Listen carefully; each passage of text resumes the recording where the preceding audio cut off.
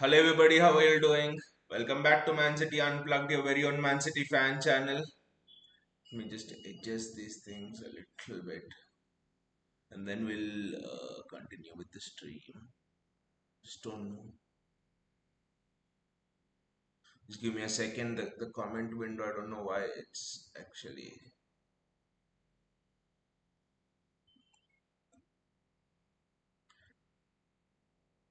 super thin. But yeah, thank God the international break is over. Thank God we are back. We are back with no injuries and we are back with and we are back with John Stones being fit.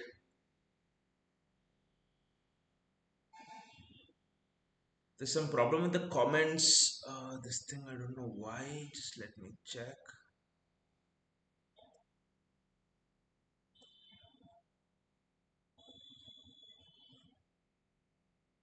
Jack Grealish is not playing, and I don't mind even if he plays. It's not like that. It's not like we are afraid of Jack Grealish or something. But yeah, I mean, it's interesting. He started Ake. I mean, it's not interesting because the international break and stuff, and I think that is the main reason why he started Nathan Ake. Guardiola and John Stones. The interesting bit is Guardiola and John Stones. Uh, whom will he start in the future? That's a big thing. I know in that match against Monaco where it was a disappointing 2-2 draw, he started John Stones at right back. It was one of the most boring matches we had seen. Bernardo Silva on the right wing and John Stones at right back. Savinho on the left wing. If an insomnia patient saw that, he would never ever stay awake beyond 8 p.m. He would start getting sleep automatically. The match was so boring. That match was absolutely boring there.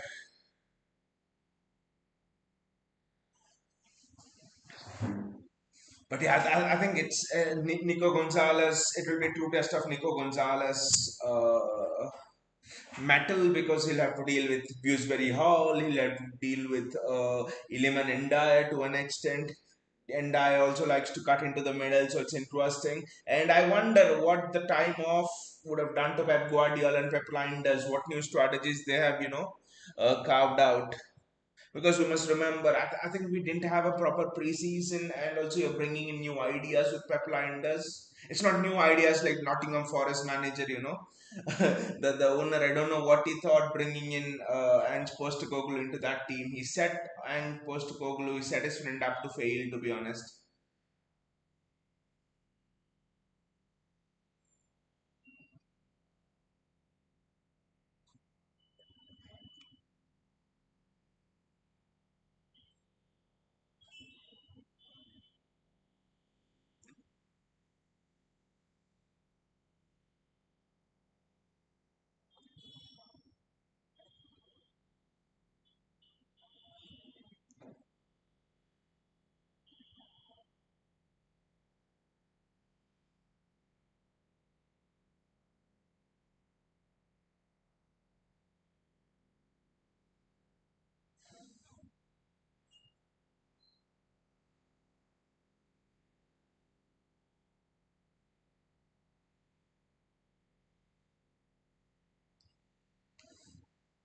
Nathan Ake on the ball. I mean, the entire defense is good. I mean, Nunez is slowly growing into it. I mean, if Kusanov was fit, probably would have started Kusanov there.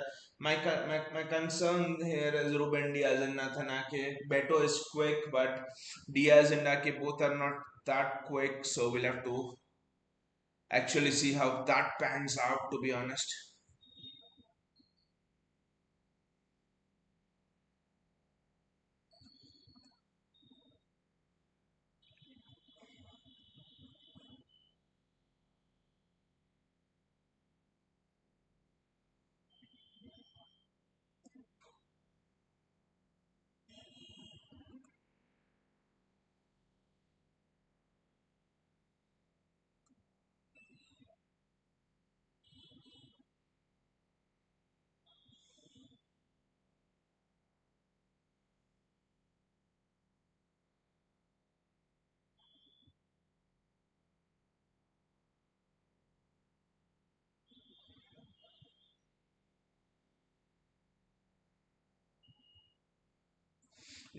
Dewsbury Hall is down, so it will be interesting.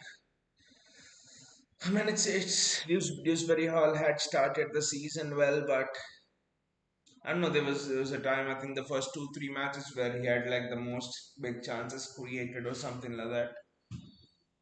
And then in the Premier League after the first 2 3 matches, and then it was nothing from Dewsbury Hall.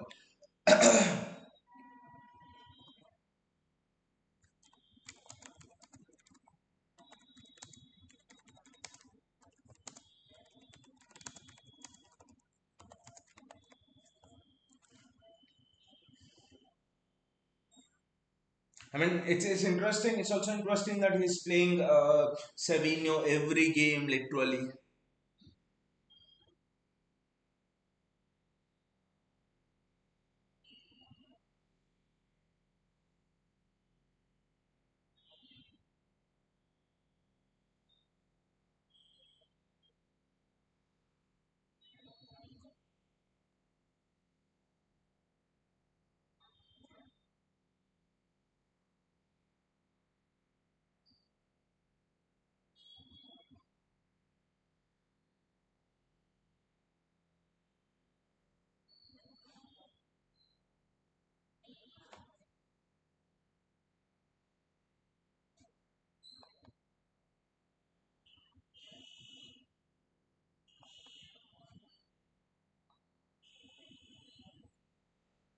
Mikalenko there. I mean, it's going to be hard to.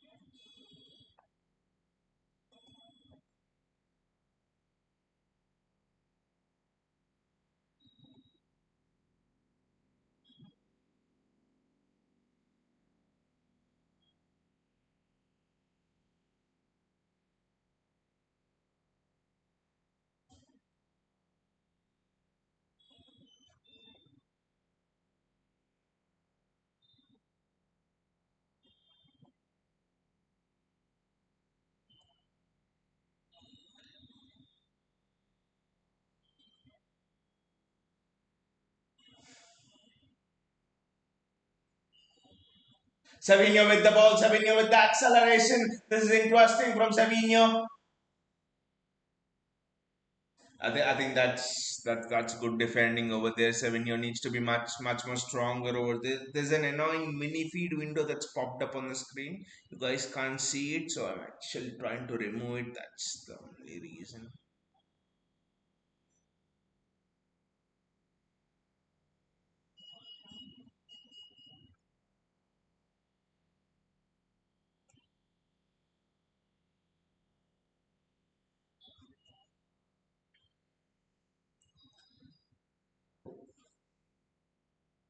It's not been a fast start. Everton are a team like that. They want slow starts. Everton are a team where I mean which they want to sit. I mean they're not sitting back exactly in a compact block, but they can be dangerous. We've seen what they've done to Palace.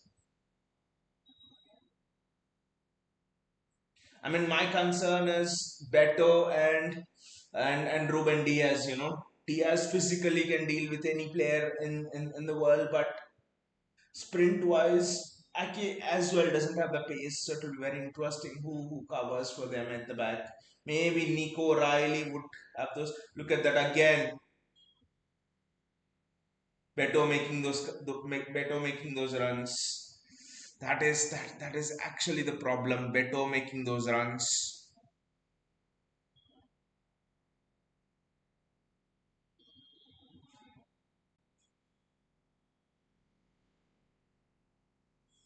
I mean, it's a long throw by Everton. Mikalenko, as is always the custom, a long throw.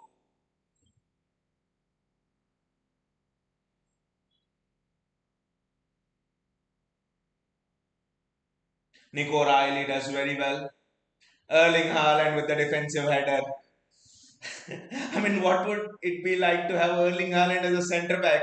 Forget the striker. I think Erling Haaland has more attributes to be one of the world's best centre back than a striker. Pace, power, strength, physicality, ability to play on the ball. Just imagine Erling Haaland being a centre back rather than a striker. That would just be something else.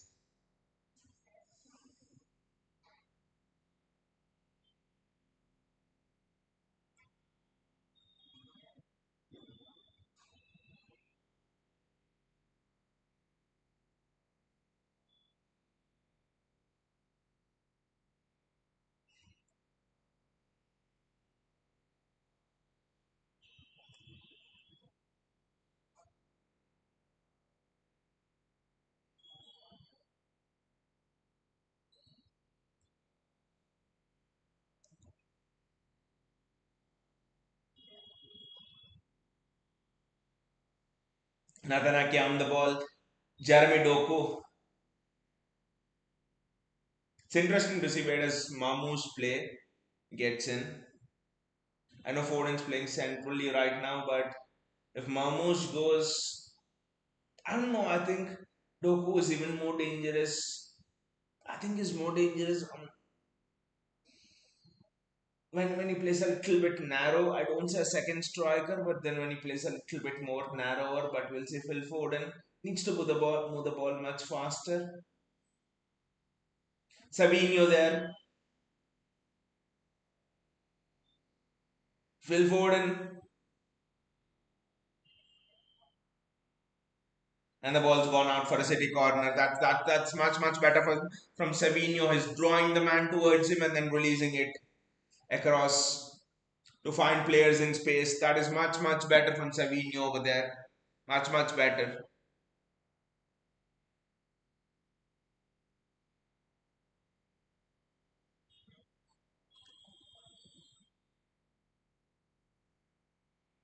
Tijani Reinders. Reinders had to do something about it. Two Everton players were bare. What a touch that was from Savinho. But it I mean,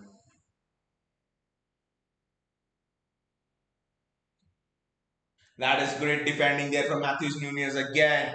Nunez has the pace. People forget how much pace in Nunez is. I think he's clocked 35, 36 kmph, I think, in last season once. Nico Riley. I don't know why Nico Riley doesn't choose to cross. Phil Foden, that was the wrong pass from Phil Foden. He should have played. What a ball that is. I mean, what was Savinho doing there? That ball should have been buried in the back of the net. The game's very quick. The game's absolutely rapid now. The game's going very quickly now. Superb.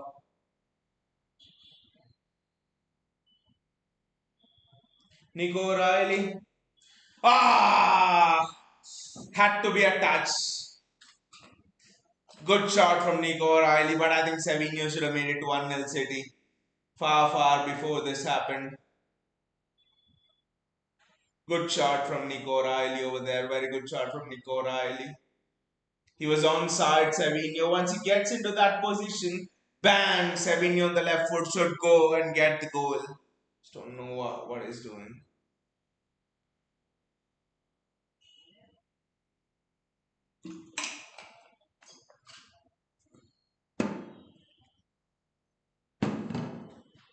The game is very quick now. Nathan Ake, Nathan go to Doku. Go to Doku. I don't know why he's chosen Nunez, but might not be a bad pass to be honest. Good one, finding Ford in between the lines, finding Doku there. Ah, Doku does absolutely very well to get to the ball. I just thought he would not be able to get to the ball. Well done by Nico Riley. Then Nico Gonzalez. I mean, there's not a moment to breathe here. The game's absolutely rapid. This is City at its absolute best. We are pinning opponents back. It's not the long ball football that you played against Arsenal or something. You're pinning opponents back. You're suffocating them. The passing has improved. It's very quick. Only if Savinho is a little bit more clinical. Everton are not having a moment to breathe. Nunez does very well. Then Nunez is having a top game, at least in this first 12 minutes. He's doing exceptionally well, Matthews Nunez. Was a very difficult ball to even attempt, to be honest. It was an absolutely very difficult ball even to attempt.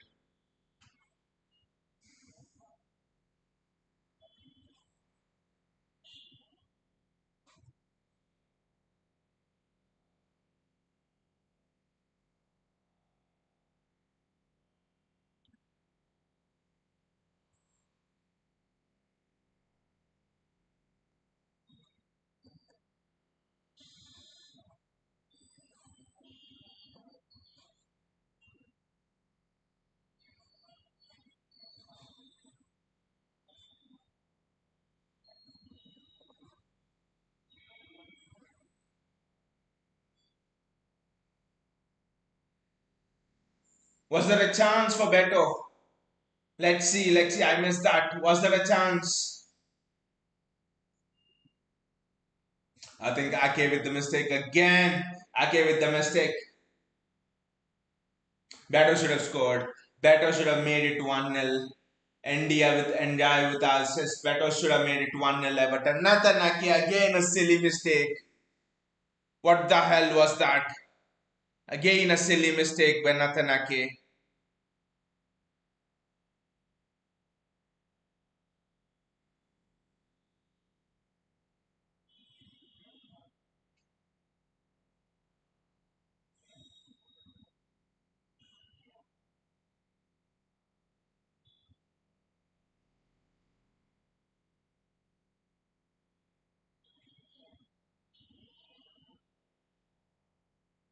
Jeremy Doku. That could easily have been 1-0 Everton. And Everton would not have even had to work for it. Nico Riley does exceptionally well, but India gets past him.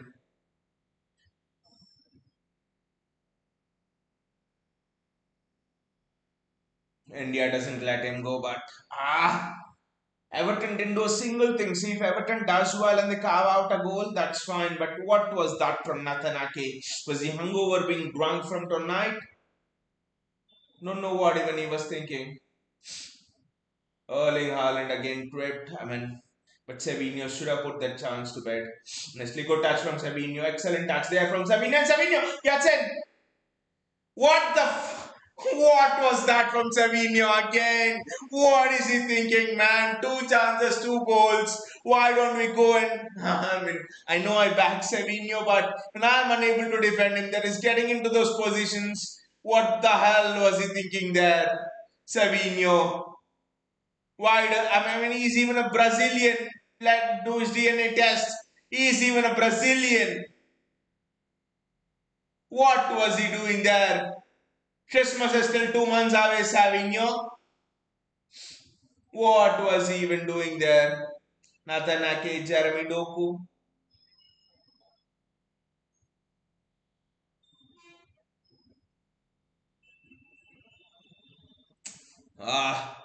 It's far away there. Good try from Matthews Nunez, but it was anyways far away.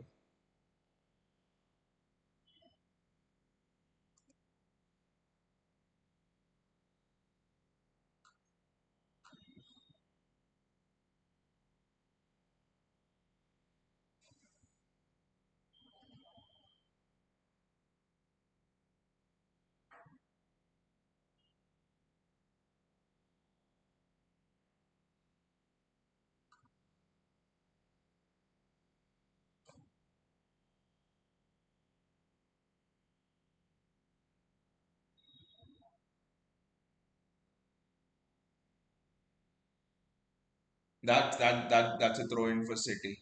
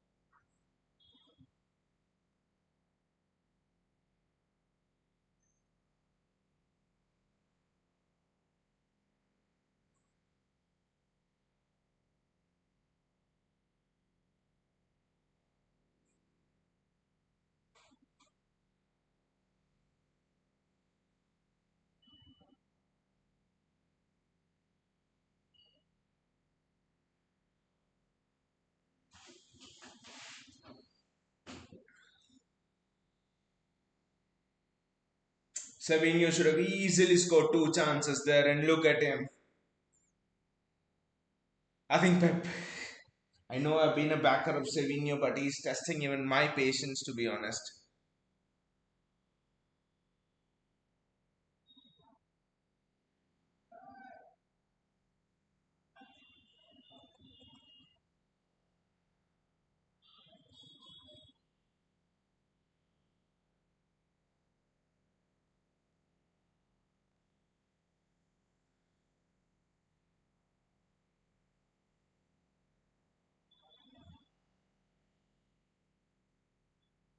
Everton with the ball there. It's been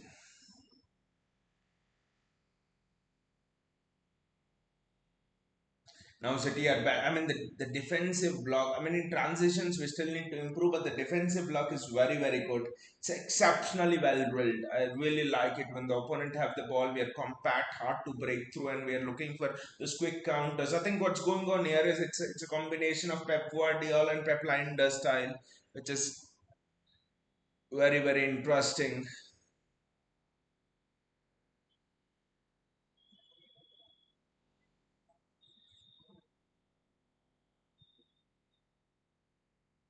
Ball bounces off Erling Haaland.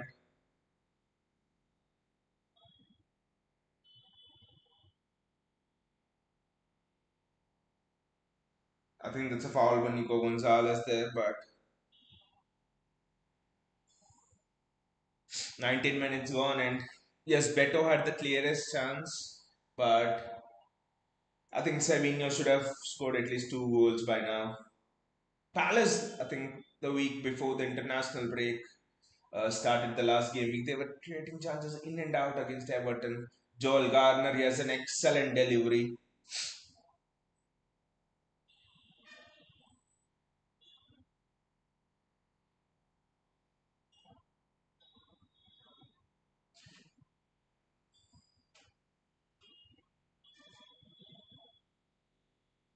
Everton players are staying down, pretending injuries. It's classic David Moyes style. I'm very very sorry. It's classic David Moyes style.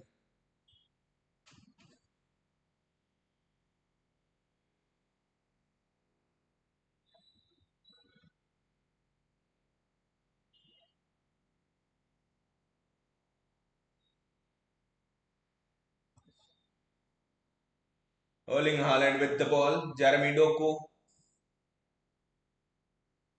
I think Doku's done very well there. Nico O'Reilly. O'Reilly's done exceptionally well there to escape that pressure. Jeremy Doku, this is wonderful from Nico O'Reilly. They thought he was a rookie. He would pass the ball back under pressure. No, he decided to take it on in Savinho, so that you are not a bloody rookie. What? That's an Everton free kick. I think Savinho is just playing shit.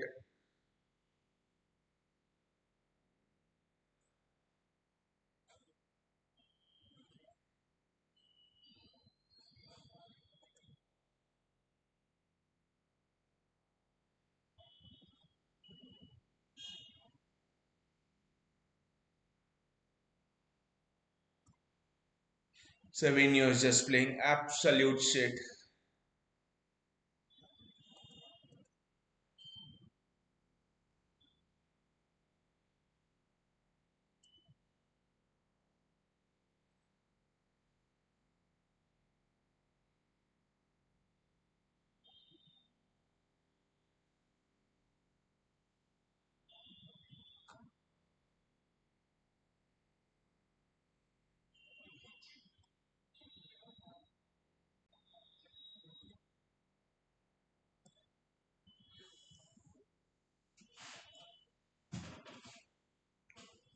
Jeremy Doku again.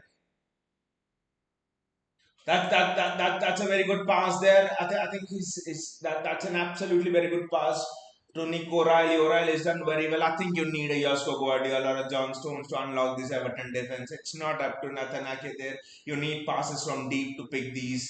They're very stubborn. Just look at this Everton defense. It's like David Moyes. They're absolutely stubborn.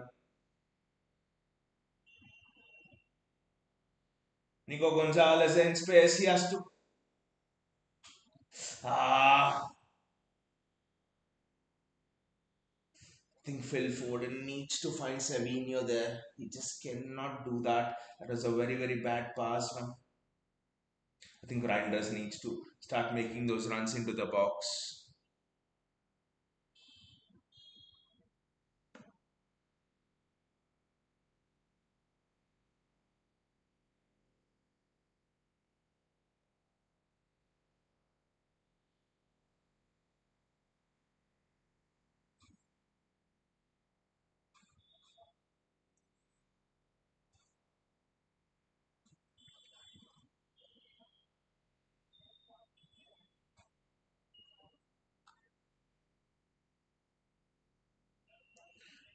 Juju official White is here. He says I've been with Team Man City for 15 years. That is superb. That is superb, mate. Glad to have you here. But Everton are on a counter attack now. Everton are on a counter attack.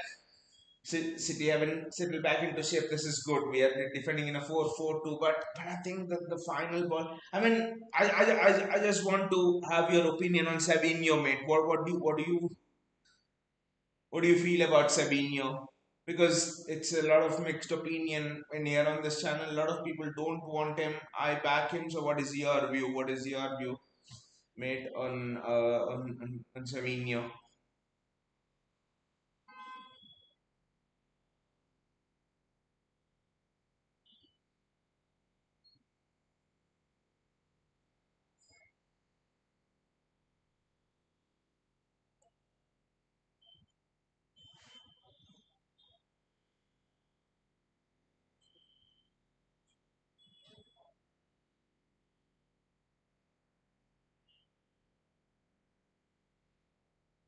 That's just hit the bar from Erling Haaland there.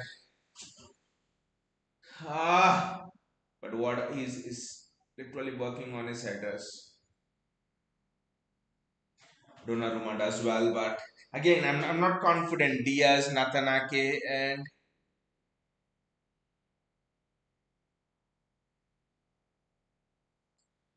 and them dealing with Beto. 25 minutes gone, I know, but we need to be much more quicker now. I think Phil Foden's not creative enough to break down this Everton block. I think Foden on the right and maybe Shaki in the middle would be perfect. Savinho's at too good. That is a great ball for Jeremy Doku. What a touch! That is what a touch that is from Jeremy Doku. Wow! And it's a corner again from for City. Very well done. What a touch that is. Jeremy Doku.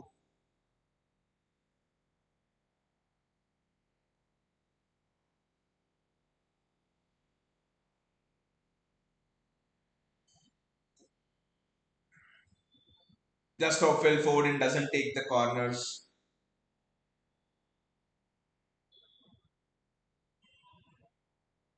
Shit corner again.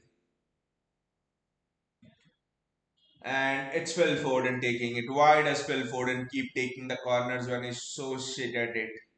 Just can't understand. Shit corner, shit corner. I think when Sherky is on the field, he must be taking it. Marmou's on the field, he should be taking it. Why is bloody Phil Foden taking it? And I think Savinho should be left back, not right back and not right wing.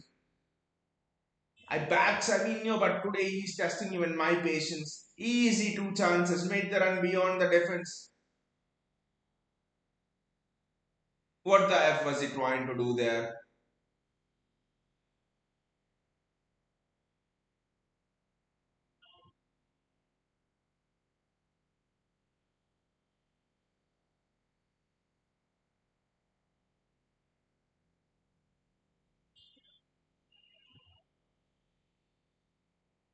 Jeremy Doku.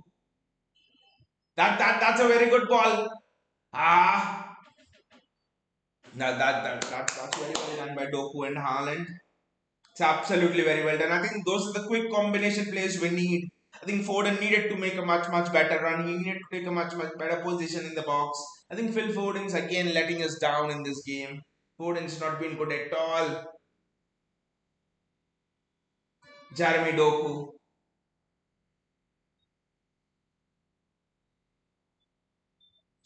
Doku does well again. That's a goal kick for Everton.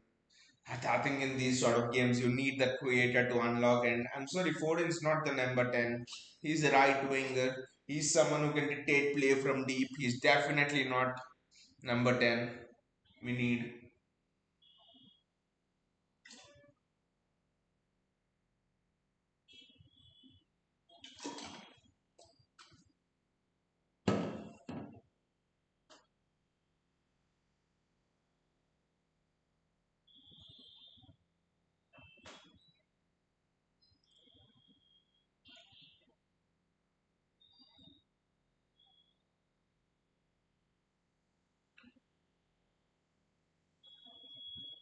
Phil Ford. I think Phil. I mean, what Foden lacks is the tempo. I mean, I think Pep's been telling it for a lot of time. Fans refuse to listen, look at it. It does not know when to change the tempo of the game, which is so much more important than what people actually realize.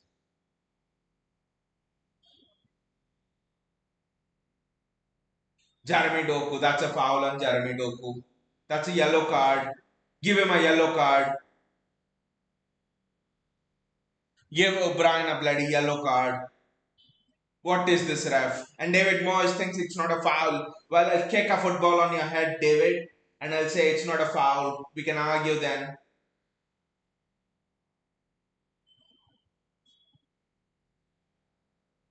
Why are the teams of David Moyes like this?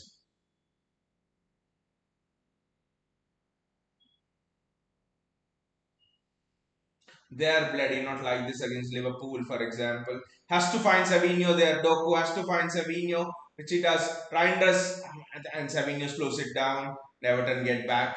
But Reinders is there. Savi pass to Reinders. I know why he doesn't pass. Again, look at it. Yes, this is a good pass.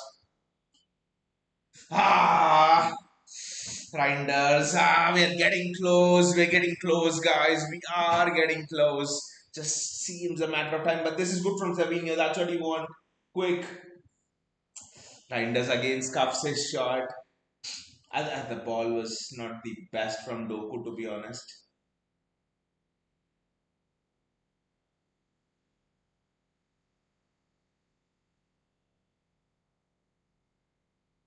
It's a head injury, I think. There was no head injury there, I know, but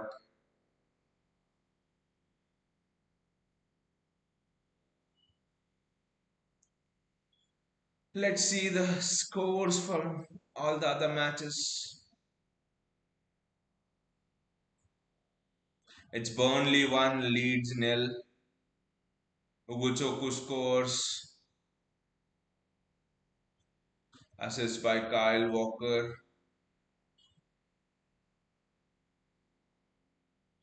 It's Palace nil, Bournemouth 1. Ellie Junior Croppy. Who is this? No idea who is this.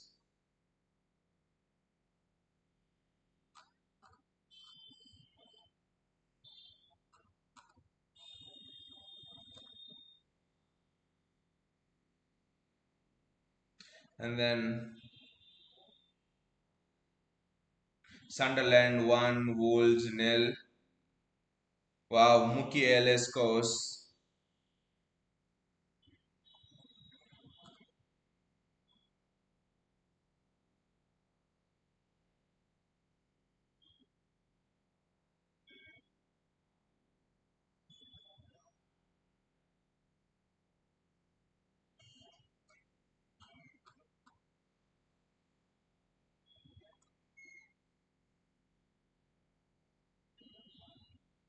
Again, Brighton Newcastle is anyway nil nil. So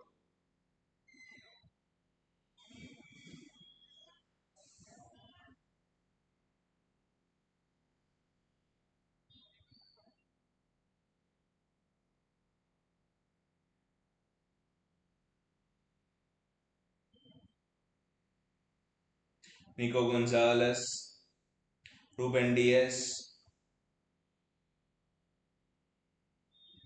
Nico Gonzalez again.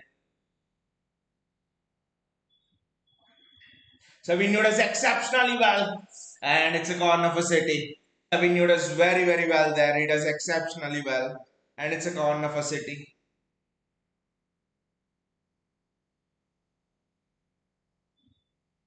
Phil Foden with the City corner again.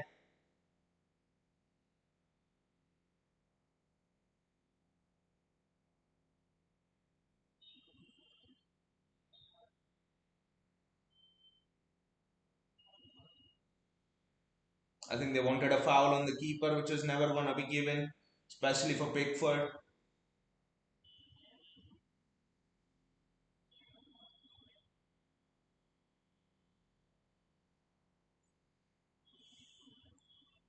And Everton at this point are just kicking it out.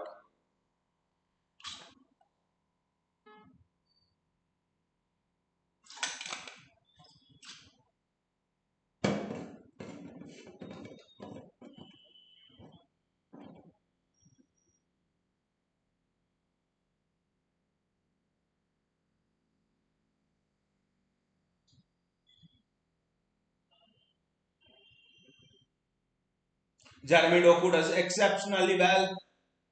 Ah,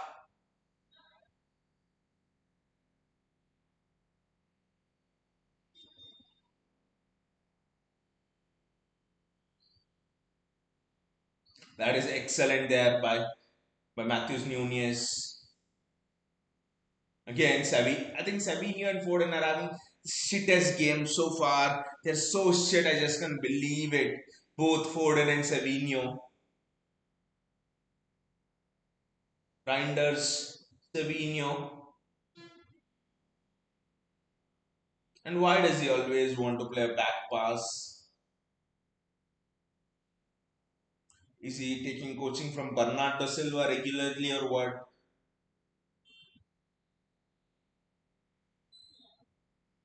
The touch from Nunez. I think the pass was just a bit more heavily weighted.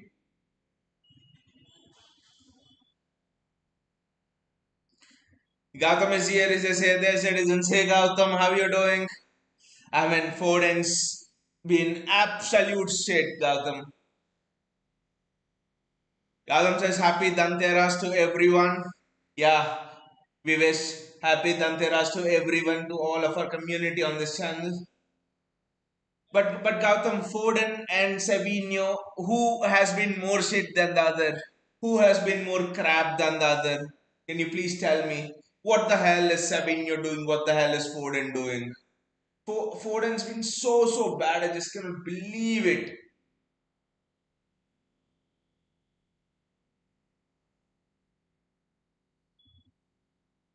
Foden's been absolutely very bad.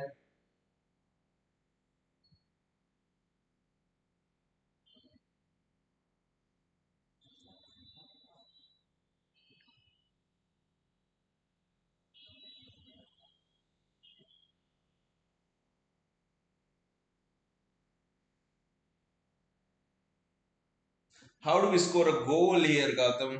That's the biggest thing. How do we score a goal here? There's no one supplying service to Haaland. His one header has hit the post. Gautam says a game with Savio starts as a game to. I mean, I'm a backer of Savio, but today has been absolute crap. But what about Foden, Gautam? I mean, Foden's been absolute crap today.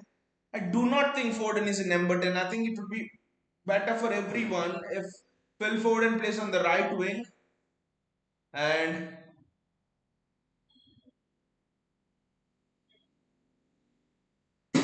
that's a break City are having. It's a 4v4 at the back. This is rare. It's a 4v4 at the back. Jeremy Doku, should not slow it down. I don't know why Doku didn't pass over there. What the hell was Doku thinking? Why didn't Doku pass? A 4v4 situation should have passed it. What was Jeremy Doku doing there?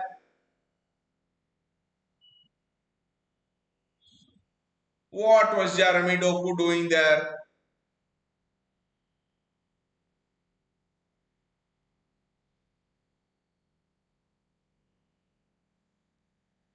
Gautam says Foden also has been poor, but yeah, I mean, you absolutely need Sherky. You absolutely need Sherky.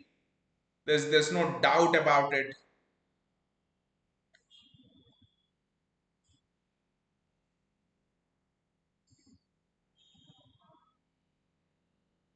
Mikalenko. I think Ake, apart from that one pass, it's been decent and all right. But where are the goals? Where are the chances for Haaland? You have the best striker in world football, and you do not even provide him a pass. You do not even give him a chance to touch the ball. Gautam says Sharky is the key to unlock the slowest block. I mean, Marmoush as well, Gautam, don't forget. Maybe I think I'll put Doku on the right, remove Foden, Sharky in the middle, Marmoush on the left. And maybe even, I mean, either of Doku or Foden on the right, Sharky in the middle, Marmoush on the left. That's it, I think. And you will see David Moyes crying for help. David Moyes will David Moyes will call the helplines, the UK helplines, whatever the number is, to save him. It will be a barrage. It will be a barrage of destruction if he does this. Marmoush and Cherki for me. Marmoush and Cherki.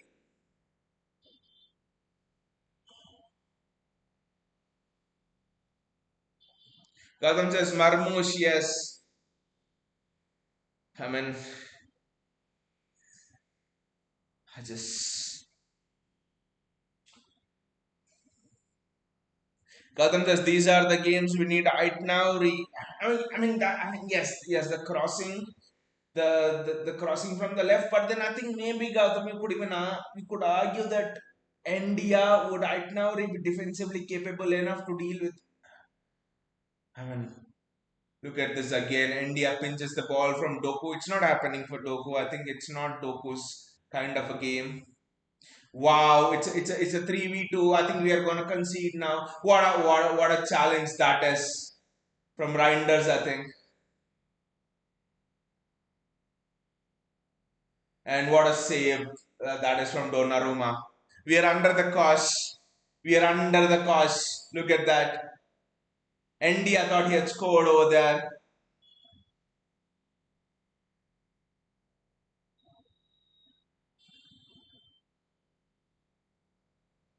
Yeah, it's a save by Donnarumma, clearly. Now it's a corner to defend, but I just hope we don't. I don't want to jinx it, but yeah, just hope Donnarumma comes and deals with it.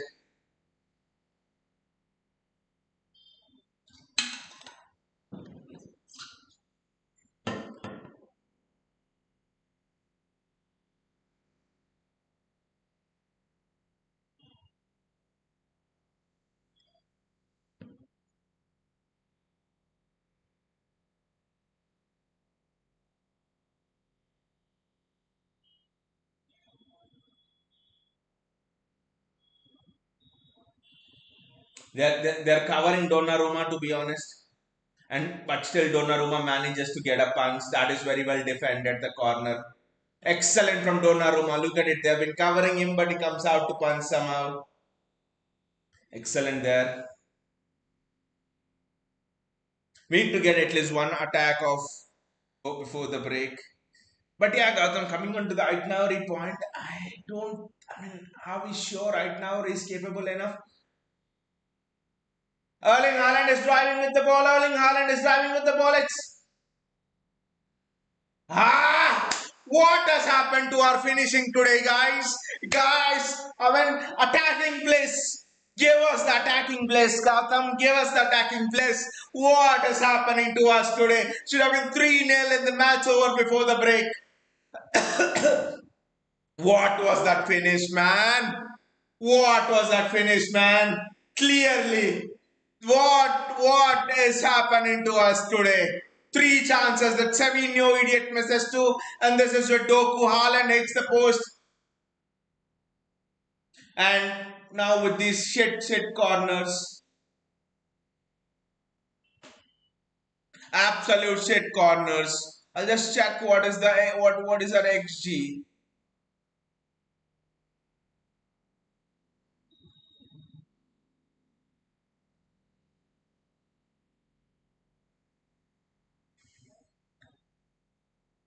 Wow, Bournemouth. I've scored the second against Palace.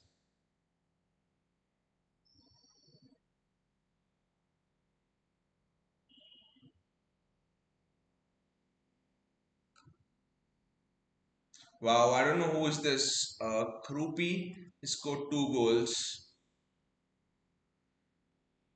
Brighton have also scored. Welbeck scores for Brighton. Wow.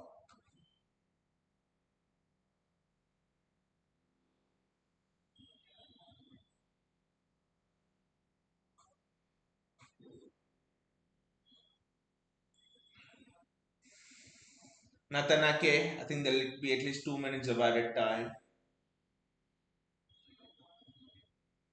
Jeremy Doku,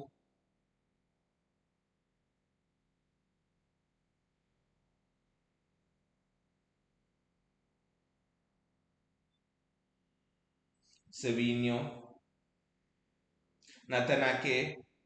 This needs to be a very good attack. Jeremy Doku again. It's a corner for City.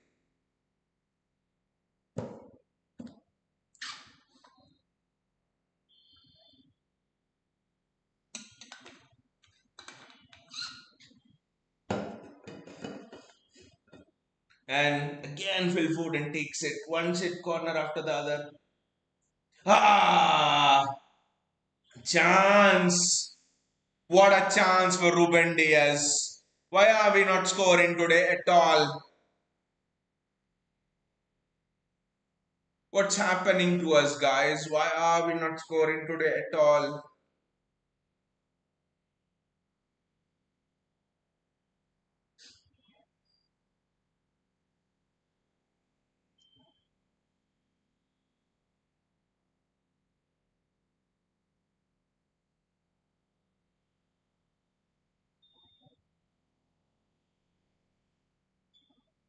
The XG is just showing 0.78, but I think we have had 4 or 5 big chances.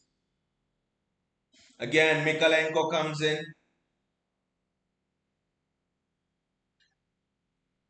Erling Haaland, Jeremy Doku.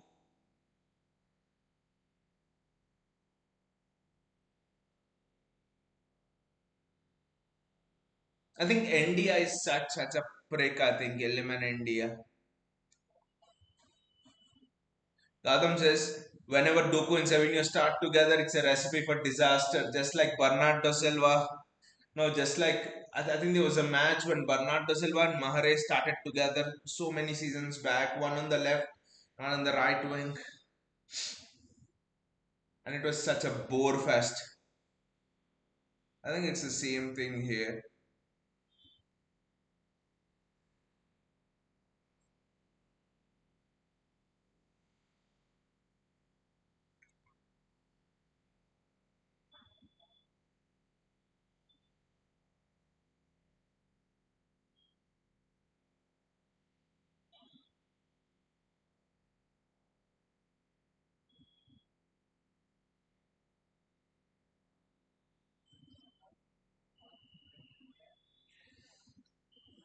One more minute, I think we are going to half time at nil-nil.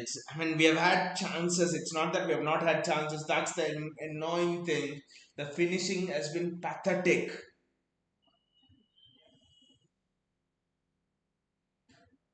What a touch. That is from Savinho. What a touch.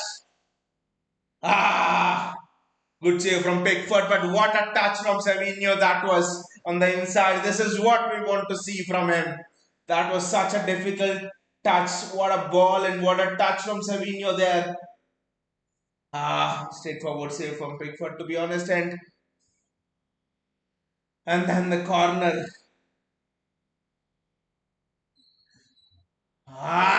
Such a shit corner. Absolute shit corner.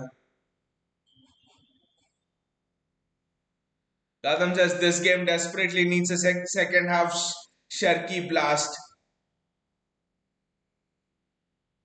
Ah, Latham says Savio. I mean, Both Foden and Savio. I mean, I know I backed Savio, but this game's is very bad. Savio. I mean, he should have had a hat trick. Savio should have. I mean, Mahrez in those positions has a hat trick. Olise in those positions has a hat trick. Three chances Savio's had in this match. Haaland's hit the post once, crossbar once. Doku's had a great chance. Savio's had three great chances. Three plus two. I mean, Everton should have been 6-0, and David Moyes should have called off the match at half time itself. That's how dominating we were. And look at this, 0-0. What the hell?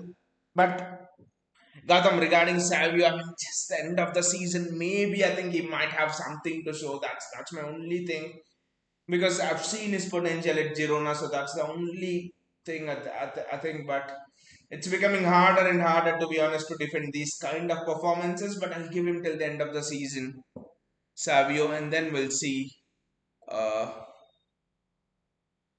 what could happen.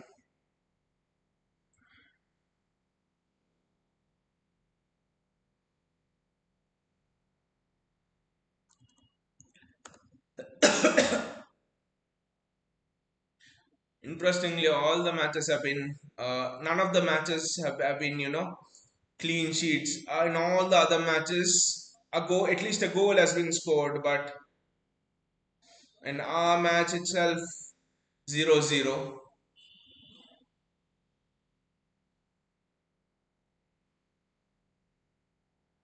Gautam says Olise is waiting.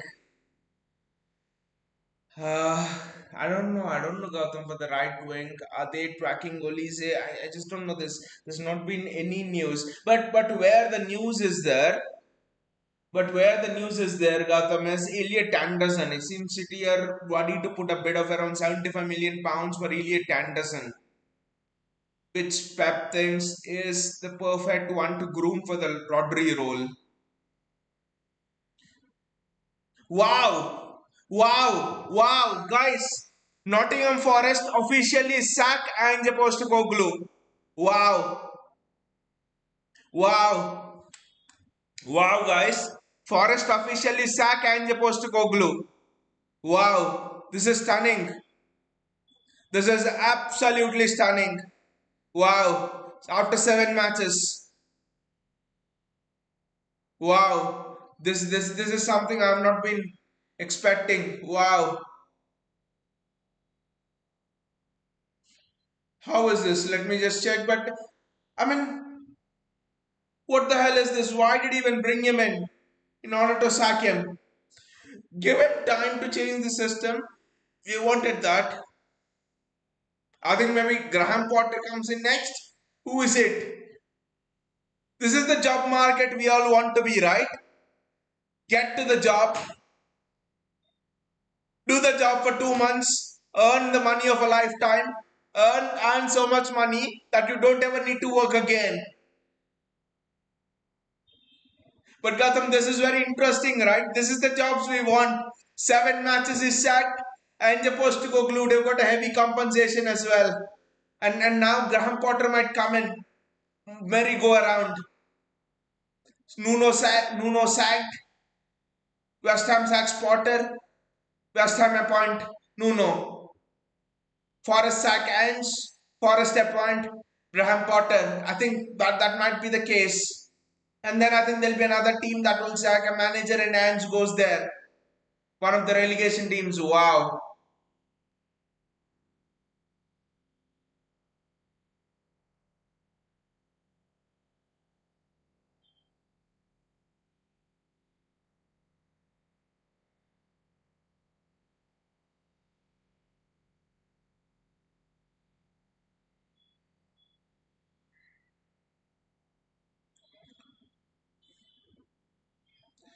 Kadam says Ange won't work in league games. He's a coach for cup competitions. And Gautam, the press conference was very interesting. I mean, yesterday pre-match press conference, Ange comes in and says, "If I'm given enough time, I'll win a trophy." Look at what he began with a monologue. It was the same monologue that Jose Mourinho had so many years ago at Manchester United before he was sacked. The week before he was sacked, he began with the football. Do you know what is football heritage? That famous speech. And began with the same monologue that if he's given enough time, he'll win a trophy. Look at what he's done with Spurs. 15 years, 20 years, no trophy. He's gone there and won the trophy. And it's interesting, and just gone. I think he's not even a manager for cup competitions. Come on, any team sitting back and on the counter can destroy Ange's team. It's that Manchester United were absolute idiots. That they Amorim is an absolute idiot to not win against Ange.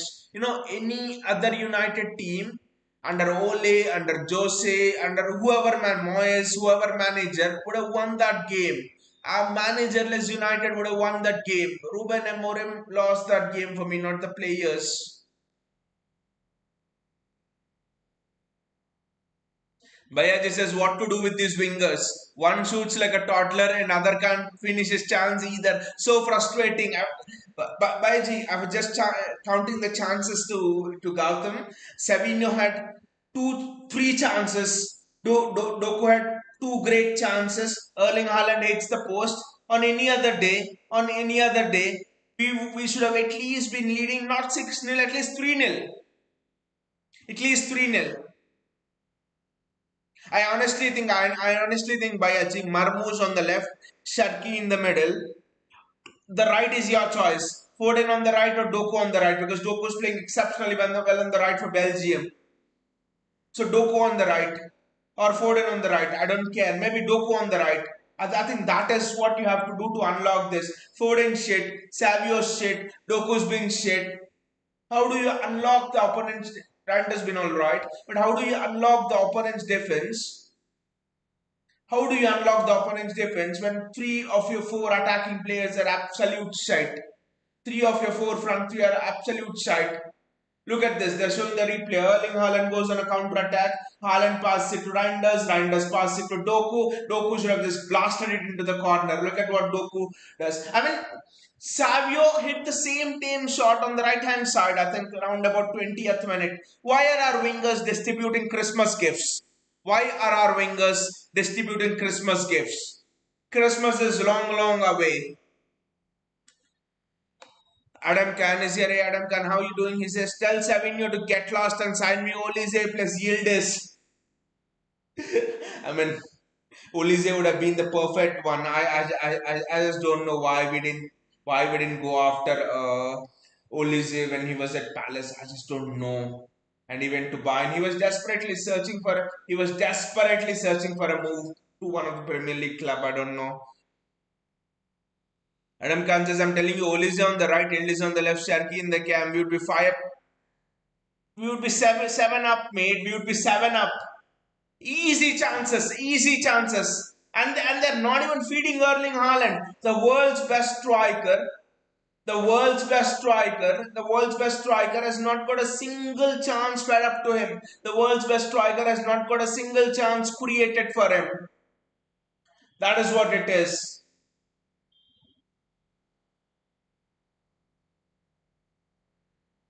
Adam Khan says, I'm not joking. If Yildiz joins City, then we'll be cooking. Juventus will just not sell him, I think. Adam Khan says, perfect Bernardo replacement. Olise can be Savio's replacement. I mean, at least if Oscar Bob would have played, we would be up at least 2 goals now. Oscar Bob's finishing is much, much better than this Savinho's. Gautam says the new contract signed with Savinho is a gimmick. He'll be kicked out next summer with this performance. I mean, you know how I back Savinho, but even I cannot defend him. He's been absolutely dog shit in this match. Should have absolutely been a hat trick for Savinho. I just don't know how.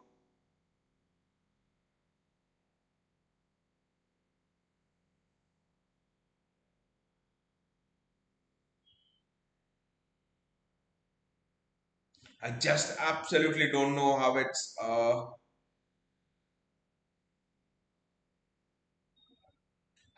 nil-nil, to be honest.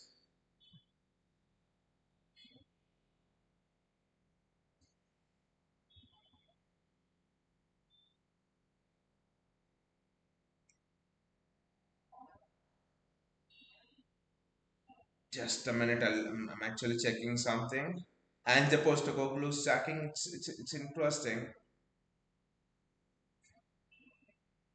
Bayer says at this rate, who would offer 70 million for Savio? They say the CEO of City and Pep Guardiola both did not want to let him go. Maybe they might have seen something, but again, we'll give him till the summer. That's the thing, and then we'll see where it goes. We'll give him till the summer. I think he's just 21 years old, so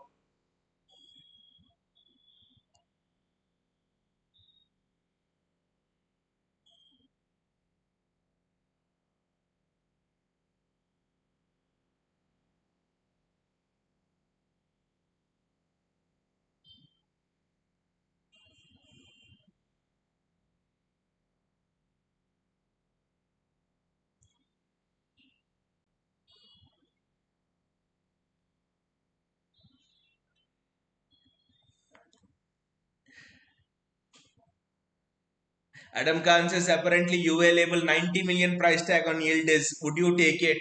Ah, 50 plus Savio, 40 plus Savio would be a fair deal. 40 plus Savio. Gautam says 70 only Saudi. Wala Bibi. Gautam says 90 is too much. Can we swap Savio? Exactly. 50 plus Savio, Gautam. 50 plus Savio. And we can get Yildiz. Olise, Yildiz, Erling Haaland, Ryan Sherky will be a deadly combination. And Reinders running through. Wow. What a front four, one front five that would be. Adam Khan is not joking. If Saudi comes knocking for Savio, I'm accepting it. I only say we'll wait for the summer because this performance is crap. I know, but maybe he has some potential back there. Just wait for the summer. That's the only thing I would say. Maybe Adam Khan says Chelsea and United and Bayern. Uh, Chelsea and United and Bayern want Olise. And first of all, Bayern can be convinced. And first of all, Bayern can be convinced. We have agent Vincent Kompany there, and Pep Guardiola also has a lot of contacts there. You throw the money at Bayern and then sell anyone. Adam Khan says, I think Yildiz wants a PL move. He's postponing a new deal with UA though. UA, to be honest, it's interesting. I think Rodrigo, Savio, and the thing is, Savio is putting in crap performances here. Rodrigo is being wasted at Real Madrid. The move would have been win-win for everyone. And I think Jeremy Doku has displayed for Belgium. He could play on the right as well. First of all, I think what is Jeremy Doku's best position? Is it left? Is it right? A year ago, I would say Jeremy Doku is absolutely a left winger because playing on the left allows Doku a right footer to run and cut inside with the ball. But I think over the year, especially if you watched over this international break in the matches before in the PL and in the Champions League as well, I think Doku has become a much better crosser of the ball. Especially his ground crosses have been very, very good. I think Doku can be better served on the right wing than on the left wing, to be honest. In this match, I would want to see Marmuz on the left and Doku on the right, to be honest. Bayaji says two of the last three home games versus Everton ended 1-1. Not again, Bayaji, not again, not again. Do you remember what happened? I think last year or the year before, I think on this Diwali week, I think we drew with Spurs 3-3, we drew with Chelsea 4-4. It was such a bad week for us, those 3-4 game weeks. Just don't want that again. Bayaji says still shit from corners. Why for exactly Bayaji? Exactly. Why is he taking one shit corner after the other? Why is Phil Foden allowed to take those corners? Probably there are no corner takers on the pitch. Exactly. There are no corner takers on the pitch. I think if Sharky is in there, if Marmoush is in there, I think one of them takes it. No corner takers on the pitch.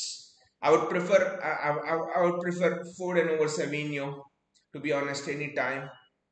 Adam Khan says Ikay Gundogan is Turkish and is speaking to Ilde's father on future career move. Agent Gundo incoming. And also, Adam, there is talk that Gundogan might want a coaching role at City after he retires in Turkey. So that would be interesting. Yildiz is definitely a possibility, but first Sevinho has to go for that. Adam Khan says Yildiz is more of a Bernardo replacement, though he can play right wing or cam for some reason. City want Olise as a Bernardo replacement when he can't play 10. That's why I would sign both. I mean, there's a possibility of only one signing, Adam. I think there's a possibility of only one signing. And I do not think we're signing Yildiz, uh, especially when you have signed Ryan Sherky, and you also have Phil Foden, and especially when you're grooming Devin Mukasa. Gautam is a great fan of Devin Mukasa. So I just do not think, and news is that City want to groom Devin Mukasa. So I just don't think we are signing Yildiz. I think the Olise might be a much better shout out, to be honest.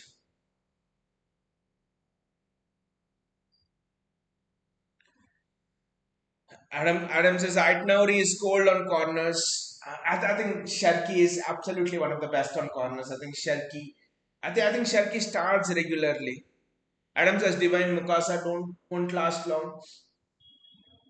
That's a foul. I think it's an off. It's a foul on Natanake. I think Divine Mukasa has. I mean, I've seen him after Gautam told me. I've seen his long range passing. I think he has played a Carabao Cup game this season for us as well. His composure and the way he makes those movements in the midfield. He's elite, mate. Adam Divine Mukasa is elite. I think he's very close to maybe what a Kevin De Bruyne or a Cole Kevin De Bruyne is, to be honest. Is very close to in terms of potential. In terms of potential, Divine Mukasa is absolutely very good. I really rate him very highly. Adam says Pep don't like the youth, but that is the myth. And that is the myth. If Pep doesn't like youth, why is Nico O'Reilly playing? Why is Oscar Bob consistently starting this season?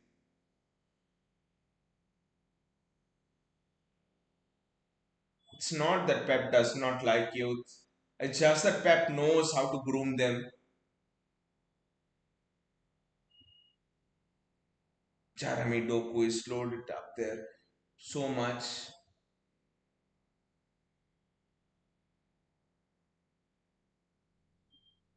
Adam says, plus, like, we need to not go for the projects, we need ready made players. I don't think, Adam, I don't think that is the way to go here. We absolutely need a blend of projects plus ready-made players. You just cannot have all ready-made players because from the start, our ethos has always been modeled on developing players from the academy. And now, when players are coming in a pipeline like this, you cannot, you cannot not play them. Look at the youth that is coming in. Nico O'Reilly, Devin Mukasa, Cole Palmer came through, Romeo Lavia came through, Liam Delap came through this academy. So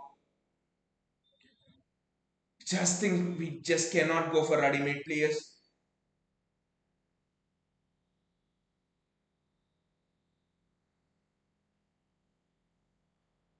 Adam says this is what we have done with Savio. But Savio, I think we must remember Savio is just 20 years old as well. He's lost the ball and Reinders has lost the ball and it's a counter attack. Recover Reinders, go Reinders, recover Reinders.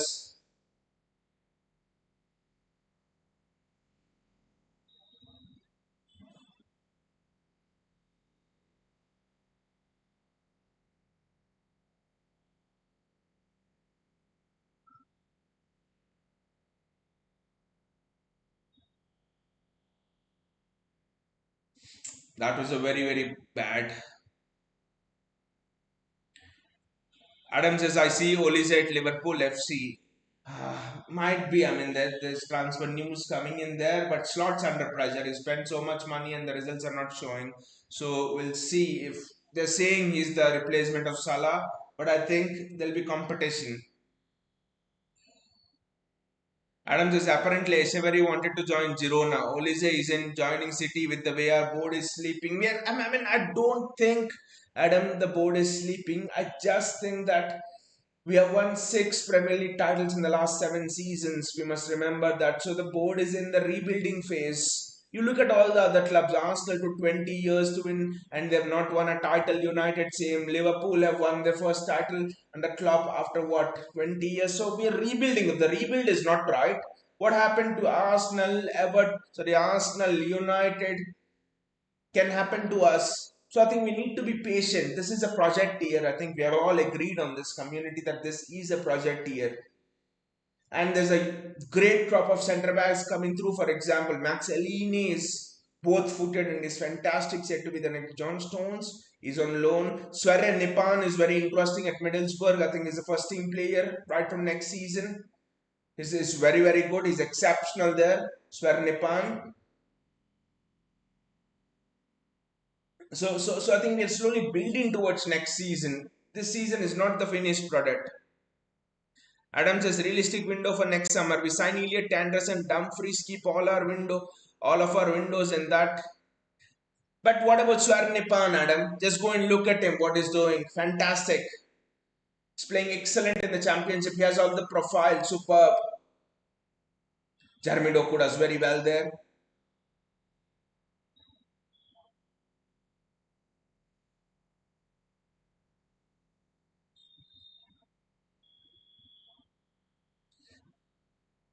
I think Iliman India is doubling up on Jeremy Doku. I think Nico Riley needs to overlap more often than what he's doing. Denzel Dumfries is defensively, I don't quite rate Denzel Dumfries defensively, to be honest.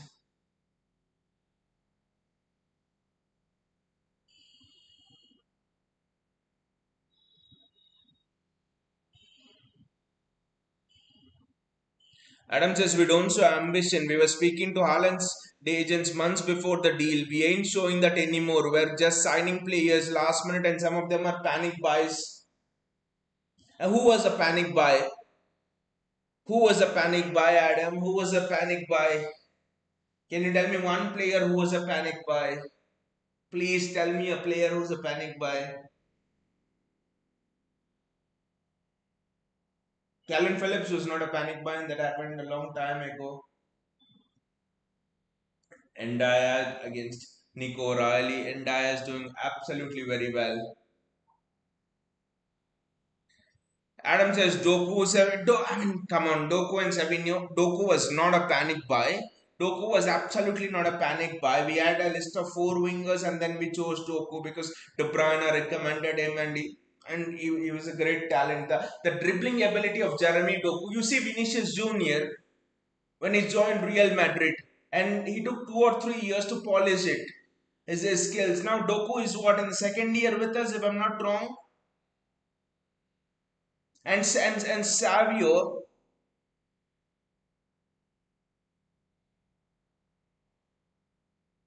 Doku was not a panic buy, Adam. Doku was not a panic buy. If Doku was a panic buy, you could even argue Vinicius Junior was a panic buy because I mean the dribbling ability of Doku is just outstanding. He just needs to be polished. Vinicius Junior was like this when he came to Real Madrid. He took 2 or 3 years to become the entire polished guy. And with Savinho, the thing is, people forget that Savinho was a City Group player. He went from Troyes FC to Girona on loan. And you know the year with Jude Bellingham joined Real Madrid, he was the best player. He had the highest assists in La Liga. Savinho had the second highest assists. Savinho had the highest man of the match performances, more than Jude Bellingham that year. Savinho alone took Girona relegation team to a team that was fighting for the title till April with Real Madrid in Barcelona. They defeated Barcelona twice in that season. He scored so many free kicks, so many shots from outside the box. Savinho was definitely not a panic buy. And you know how much we spent on Savinho? 5 million. Yes, the transfer fee was 23 million, but City Group bought him for 5 million.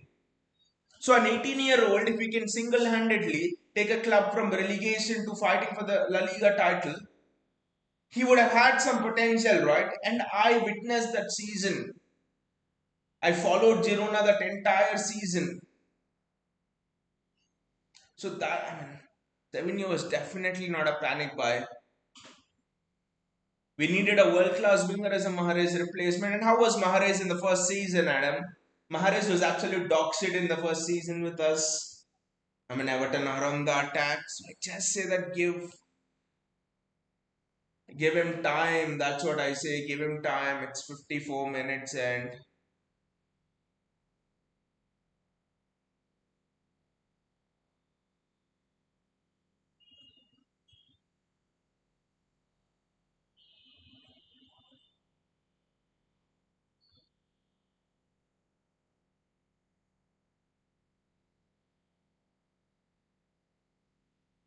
it's 54 minutes. I mean, time just running out. We have not created a single chance.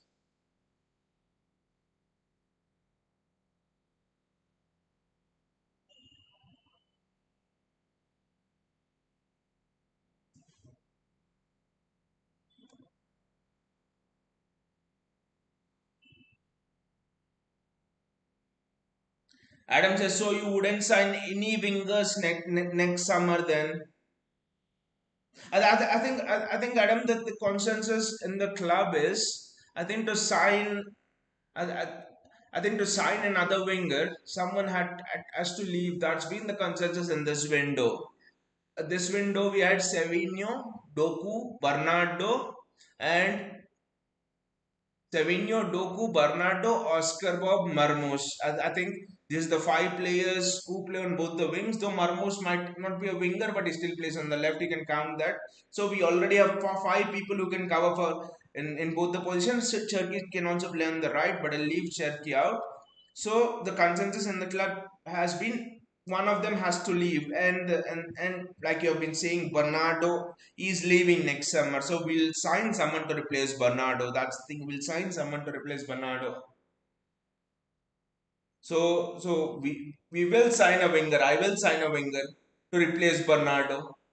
But we won't let Savio go. I mean yes, his performance till summer. If it's not good, then maybe I'll change my opinion because at least now I'm a huge backer of Savio because I had followed Girona through the entire season and I know the potential of this guy. This guy used to hit bangers from outside of the box, 30 yards, 30-yard bangers in that season. So that's why I think. But yeah, if Bernardo will leave, honestly, I think he's said he'll be leaving. So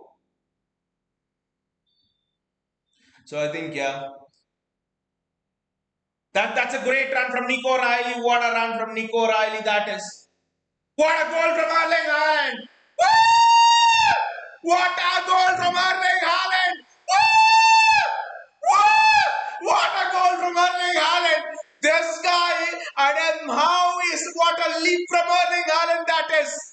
What a leap from Erling Haaland that is. Wow. Wow, what a leap that is from Erling Haaland. He's leapt there like a great whale, like a great shark in the Pacific Ocean. The ocean where mere humans don't even dare to venture. He's clearly on side. There's someone in the middle. I think it's Michael Keane who's playing him on. And Nico Riley, what a cross. Why doesn't Nico Riley cross often? Why doesn't Nico Riley cross often, guys? Woo! Why doesn't Nico Riley cross often? Why doesn't Nico Riley cross often? Adam says Nico Riley is going in my FPL baller. That the only concern for you would be Adam is that Ryan Knight Nowry. The game time might the game time might be shared with the game time might be shared with Ryan Nowry coming back. But what a goal from Erling Haaland that is. Superb goal that is from Erling Haaland. Wow. Superb goal. Oscar Bob's coming now. This is good. It's good. Oscar Bob's coming now. Jeremy Doku is out. Reinders is going off. Who's coming in? Is it Ryan? Bernardo. My God, Bernardo is coming in. I think Bernardo will play in the central midfield. Just a second. I'll cut the charger. Just give me a second.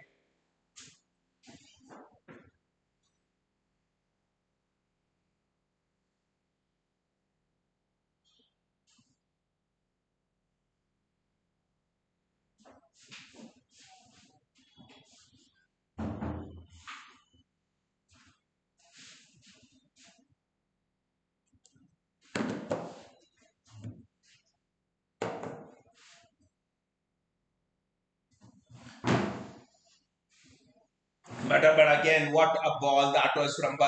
That was from Nico Riley. I mean, you have to wonder why he doesn't cross more often there. Gautam says it had to be him. Adam says, yeah, we ain't seeing Sharky or Marmoush, but I think we'll see Sharky, not Marmoush, not Marmoush, but we'll see Sharky. I think. Adam says, what positions would you strengthen? Definitely a backup for Rodri, which is Elliot Anderson. I'm impressed with Elliot Anderson as well. I think a lot of people on this. Bob's lost the ball. It's a counter attack. The cross is shit.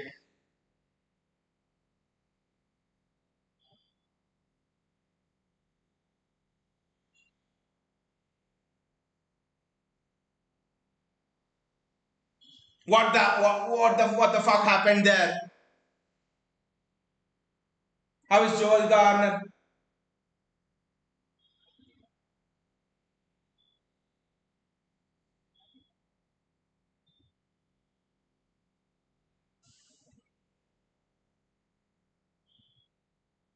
I think that's a handball penalty. Maybe I don't know.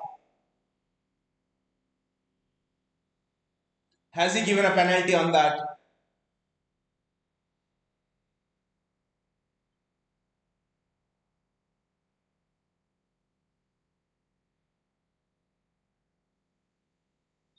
I think it's a corner for Everton.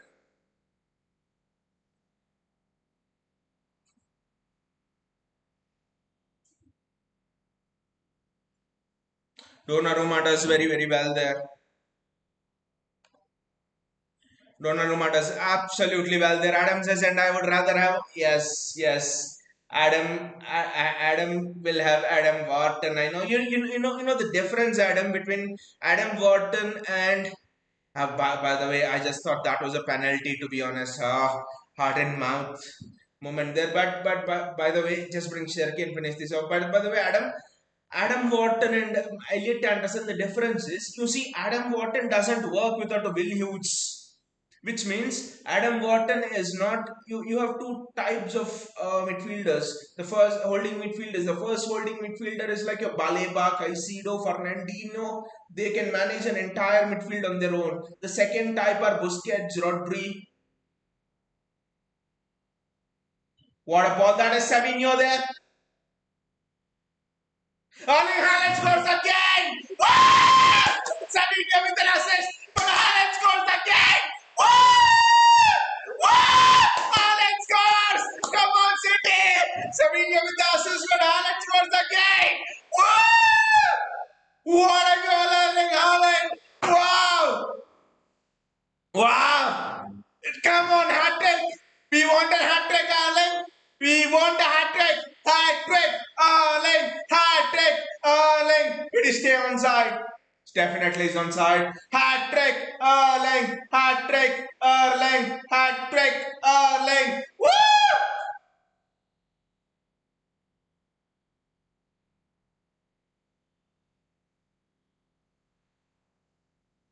Gautam says Savio scammed an assist.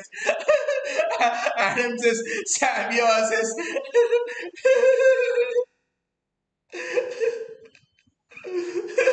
Adam says Savio assist. I mean, Gautam's absolutely justified to write that because because there was nothing. There was because Adam, honestly, there was. I'm a big Savio supporter, and I'll say that Gautam's correct to write that because there's nothing special about that assist. There's nothing special about the assist. It's almost like the that assist is almost like you pass someone a goal up the ball 35 yards and he puts it on the back of the net from 35 yards. The assist doesn't matter. Everything is the one who scored the banger. The same thing here. The assist was not. There's nothing special about it. It wasn't. It was a below average this thing, but he did what he had to do. Savio. The goal was everything about what Erling Haaland did there. Fantastic from Erling Haaland. It's all about Erling Haaland. That goal. That goal absolutely was all about Erling Haaland.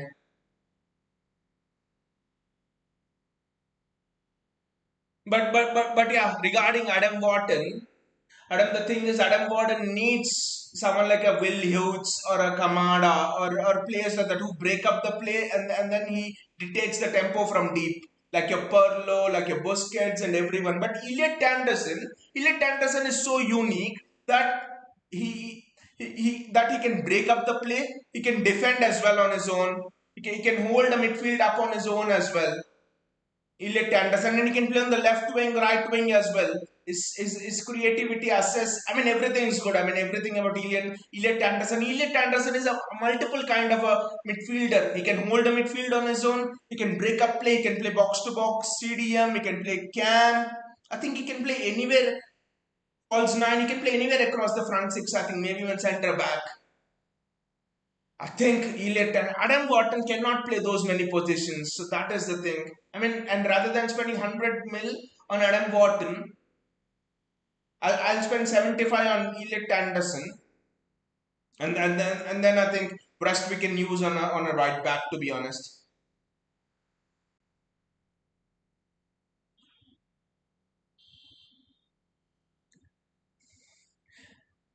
Bayaji says, Adam says, I apologize, top of the table. Bayaji says, much better. Foden in the second half. Focal point in both goals. Foden's definitely improved in the second half. But Bayaji, again, it annoys me. Foden still not knowing how to control the tempo of the game. I think the first 10-15 minutes of this half as well, he struggled with the tempo of the game. He struggled in controlling the tempo of the game. People think, CDM is responsible for screening the back four, which is true. But I think an attacking midfielder is responsible for screening the CDM as well. Foden, I think last season was a great example against Arsenal in the Emirates in that horrific defeat 5-1. We what happened? We went one goal up, 1-1. Foden gives the ball away on the counter attack. Arsenal score, and then they just bamboozle us. They absolutely bamboozle us.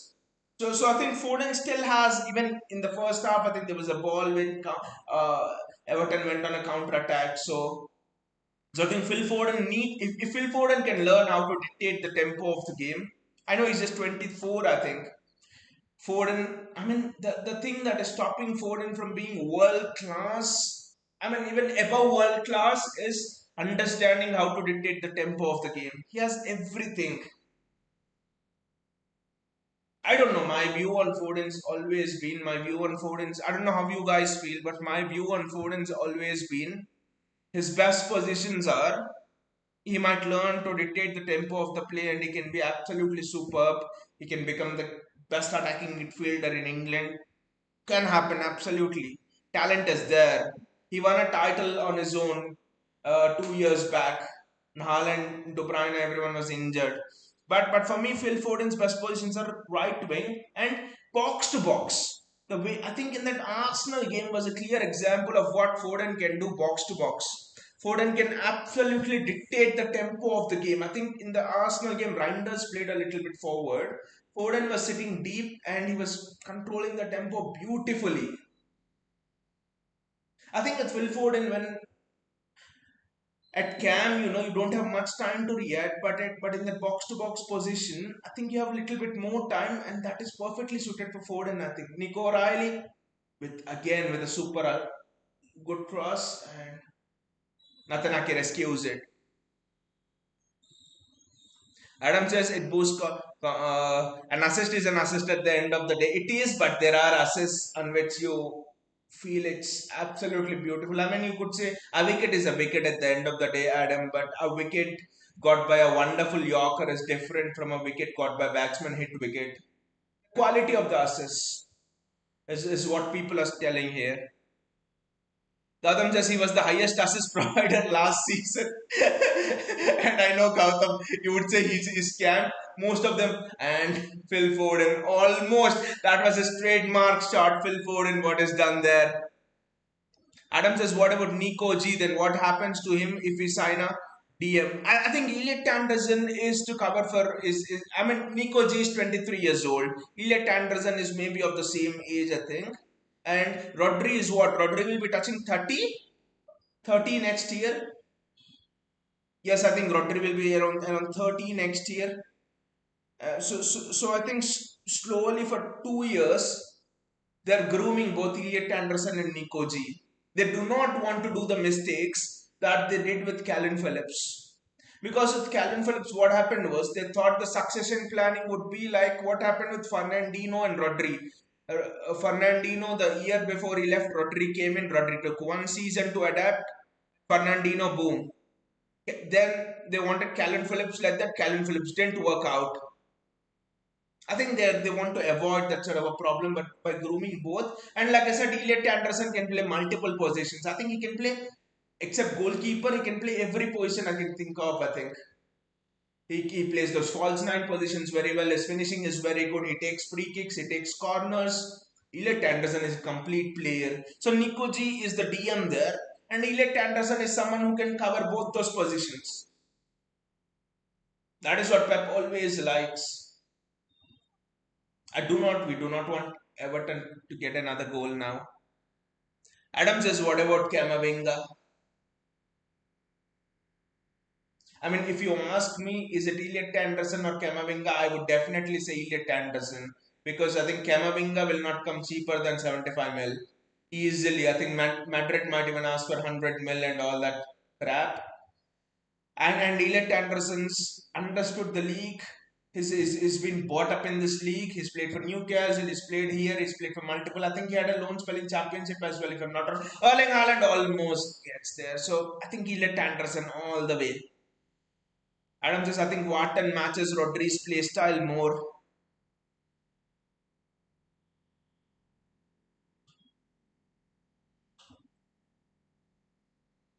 I think more than matching Rodri's. I think Adam, the question you need to be asking is where is modern football going?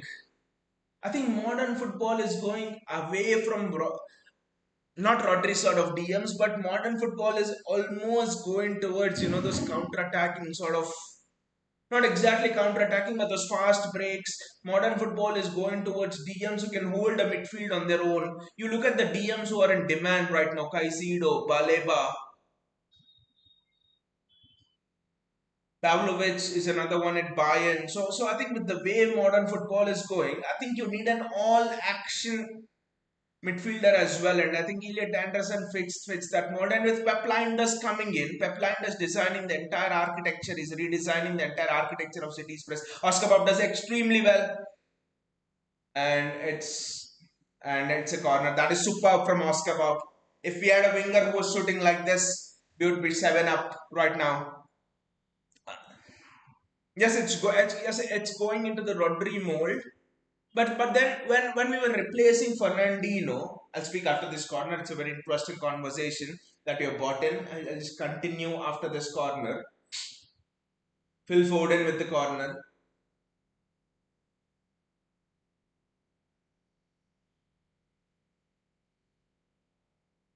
Savinho. Savinho back to Matthews Nunes. Yeah, Adam, with the way modern football is going, I mean, you see Fernandinho, when we were replacing Fernandinho, we didn't exactly go with a like to like replacement of Fernandinho. I mean, we were looking at Jorginho, we were looking at Rodri. These are not Fernandinho kind of replacements. Even Fred, these three people cannot hold a midfield on their own. So I think Pep envisaged when Fernandinho was leaving that possession based football is gonna peak, and you need someone like a Rodri for that. And now, I think when we are looking for a CDM, I think Pep knows it's that kind of football is not there now. The way modern football is going, you need a more all-action, ball-winning kind of a midfielder who's much more physical and all of that. I think those are the reasons we're going for Elliot Anderson. I think and that's the same thing with Bernardo Silva replacement as well. I think I think it's actually natural to go and replace like for like. But City have never done that, and that has been the reason for 6 titles in 7 years. People underappreciate this fact. People underappreciate the thing which Tixiki Bagaristan and Pep's and I mean City's transfer team has actually done. Because David Silva, De Bruyne was not a like for like replacement for David Silva. Come on, same thing. Fernandinho and this thing. Aymeric Laporte, the same thing. Tosco Guardiola coming in. So just think.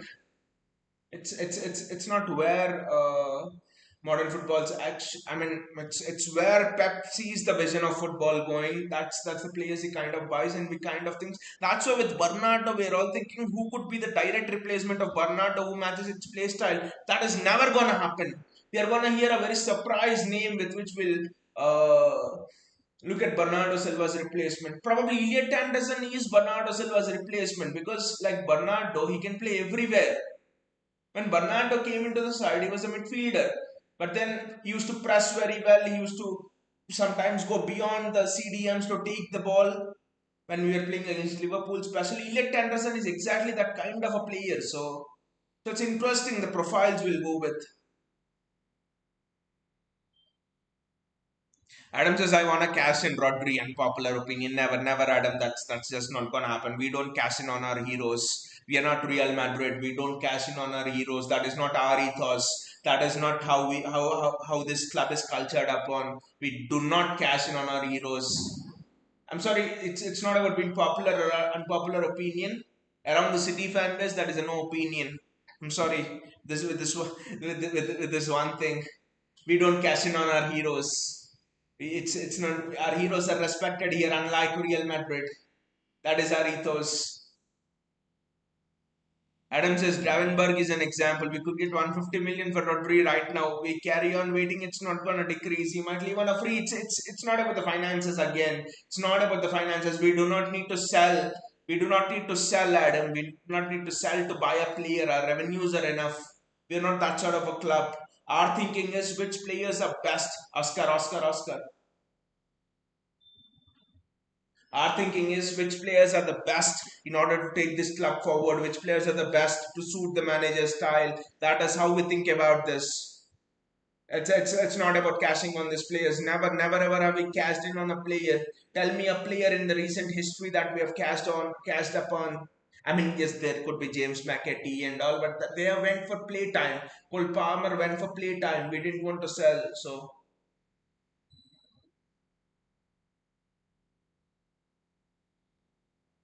I think Ryan Sharkey needs to be introduced. Adam says yes, but he's aging. When will he see him? He'll come back. He'll come back, Adam. Because Van Dijk, he suffered that ACL I think 3 4 years ago, and the year after he suffered that ACL, he was shit when playing. But look at Van Dijk now; he's still the best centre back in the league. Pace, power, authority. So I think it's just a matter of time for Rodri to come back.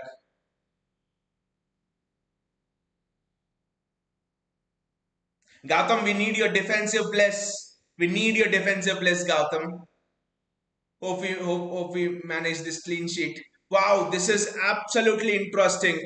Burnley scored two.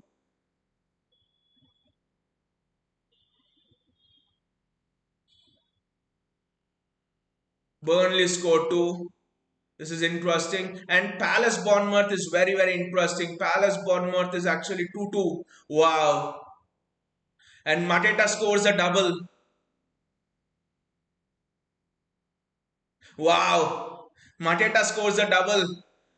And assist is by Daniel Munoz. Wow. Wow, guys. I have Erling Haaland and John Philip Mateta as my two strikers. And Munoz is my fullback. But I have Mateta and I have Haaland as my two strikers. And I was just looking at the fantasy team in the break in 45 minutes at halftime, and I had only 7 points, and most of my players had played. Wow, how much a half the turnaround can be! Wow, guys, wow, wow.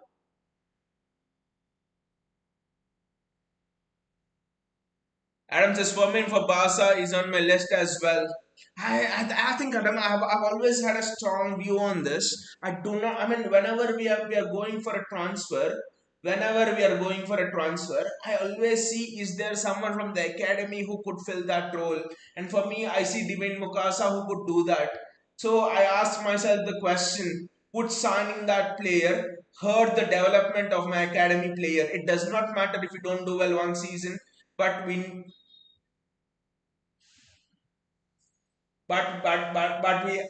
absolutely need to make sure that the academy players development is not hurt actually. So for me the academy players Development is crucial, and I think it will stop Devin Mukasa's development for sure because Foreman is around that age and Barca will demand a lot more. So, absolutely not. You know, the positions I would want to strengthen, right back, Livramento. Livramento, right back. Definitely Livramento right back because I think in the entire of PL he is the only one who has the recovery and the one-on-one prowess which a Kyle Walker had. So I think if Newcastle ask 100 million, give them 100 million. Absolutely give them 100 million because he can is both footed, he can play both sides, he can also slot in at centre back.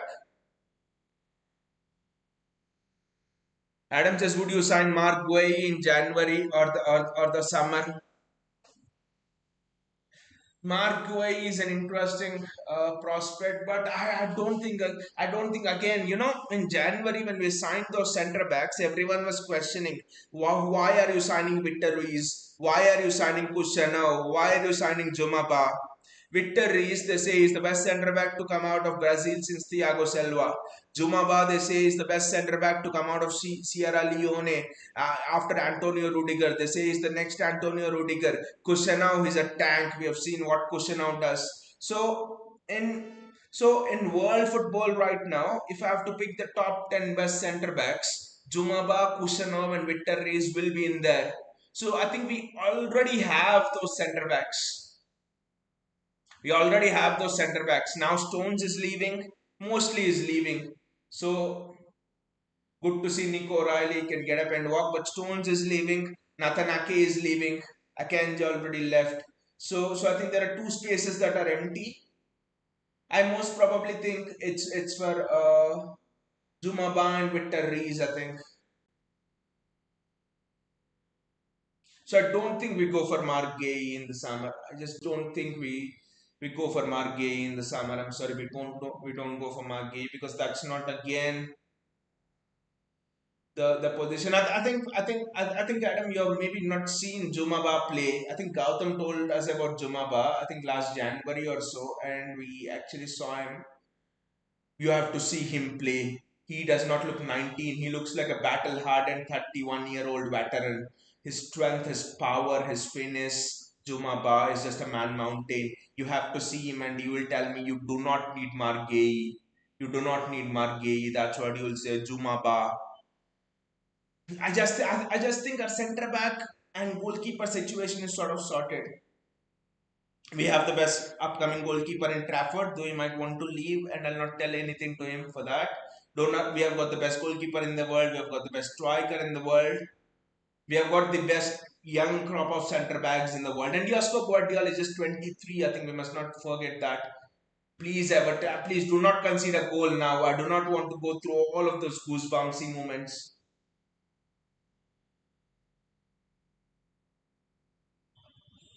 It's a corner, I think. I do not want to go through all of those goosebumpsy moments now again. So I think it's gone under the radar and everyone's thought we've been sleeping. But the recruitment we have done in the last January was outstanding. People just don't realize that.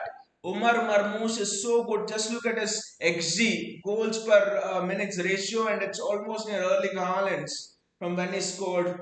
The minutes played for goals scored.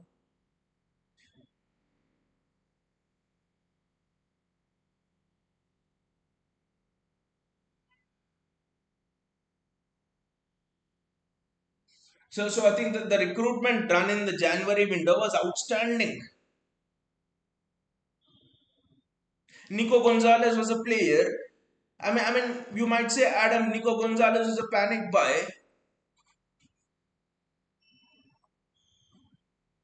but you could say you could say Adam that Nico Gonzalez was a panic buy, but City wanted to sign Nico Gonzalez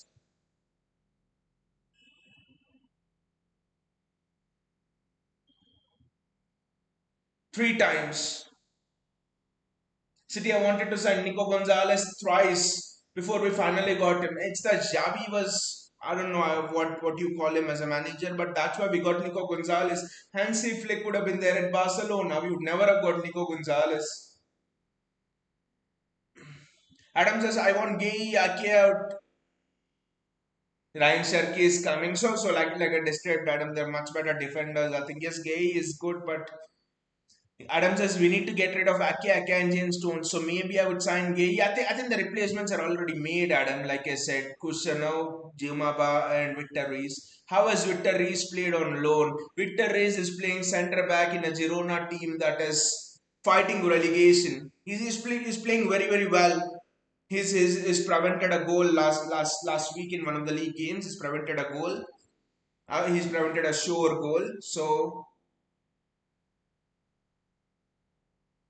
I mean, imagine a 19-year-old centre back playing as the leader in that defense. I mean, at the heart of that Girona defense, which is fighting relegation, how much will he learn?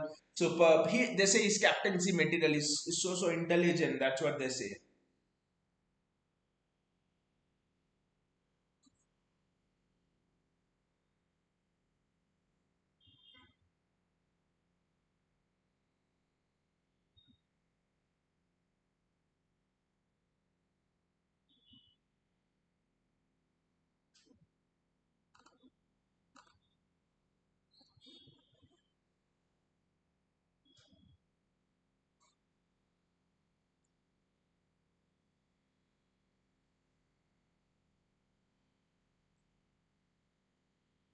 Adam says, will Jumaba and Reese be ready? They will be ready, Adam. They will be ready. Jumaba for me is ready this season. For me, Jumaba is ready to play this season. Is just superb. They will be ready next season. There's no doubt about it. They will be ready next season. And also, there's another name, Adam. I want to mention Max Eline. Just he's an academy player right now. He's on loan for championship team and is putting in fantastic performances. Is putting in great performances. Nunez does absolutely well.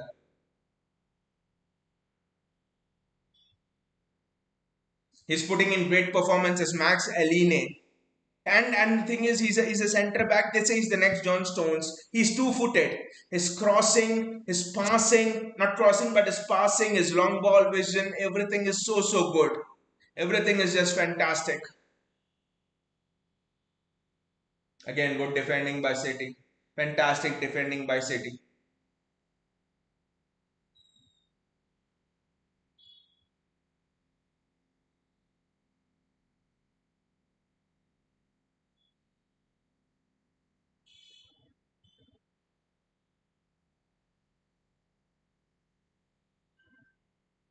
That was fantastic defending by City from the long throw in. But and again, Sverre Nipan as well. He's been putting outstanding performances for Middlesbrough. So City have fantastic players who are coming through. I mean, Nathanake has to do that's fantastic defending again. Is it yes? Matthews Nunes has been very good this match. There's a ball forward. There's a ball forward. Erling Haaland's on to that. This is interesting. What will Haaland do? He's on the wing. Ah, I think Sharky is playing on the left. I think play Phil Foden on the right and play Sharky in the middle. Adam says if Max Alini is there. Yeah, I understand, but Ulise could also push Gay to join City. So I'm a bit conflicted. Ryan Sharky there. Ryan Sharky. Mateo Kovacic. City are keeping the ball absolutely very well right now.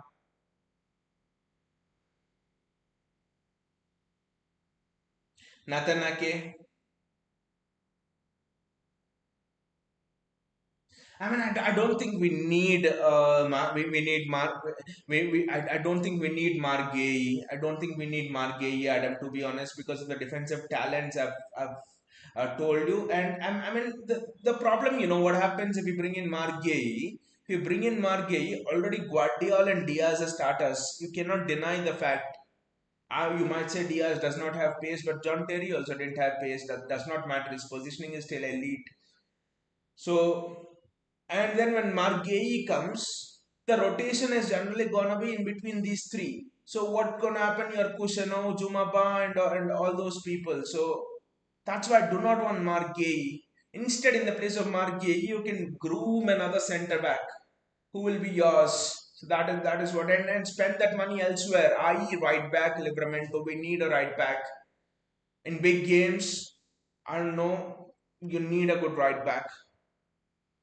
Adam says, I have a strange feeling Olise will join either City or Liverpool dependent on Gay. Adam, I think Mark Gay is going to go to Real Madrid because Madrid are not going to get Konate, and Madrid will always sign players who are out of contract, and Gay is generally is going to be out of contract. I think next season. He was this season, but he has an agreement with Palace for one more year, so he's going to sign for Real Madrid. Mark Gay. Trent is also there, his English teammate, so Gay is going to go to Real Madrid. And as per Olise, I think he's the Salah replacement. Is there Salah replacement? I don't know. The strange feeling is maybe I think we might go for Rodrigo, to be honest. If we ever go for what a ball that is, what a ball that is. Mateo Kovacic at his absolute best. Was it Kovacic? I think it is Kovacic at his absolute best. That is. Nunez, run, Nunez. You will need to defend that. That is excellent there. Nunez does very well there. Nunez does absolutely very well there. It's a handball and it's a City free kick. Very well done. 7 minutes of added time.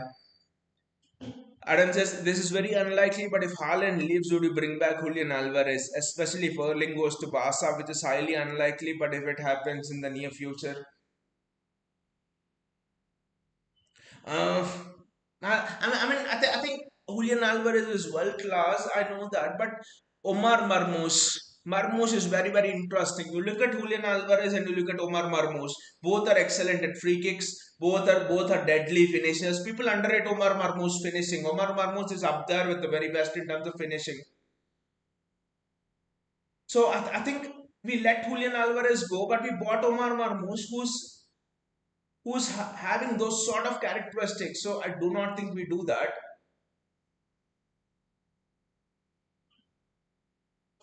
Erling Haaland goes through one on one. Erling Haaland for the hat trick.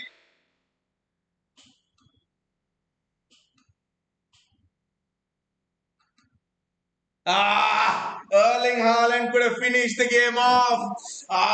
And scored a hat trick there. Erling Haaland. I don't know why he delayed the shot so much. I don't know why he delayed the shot so much. I know the ball was that the touch wasn't good.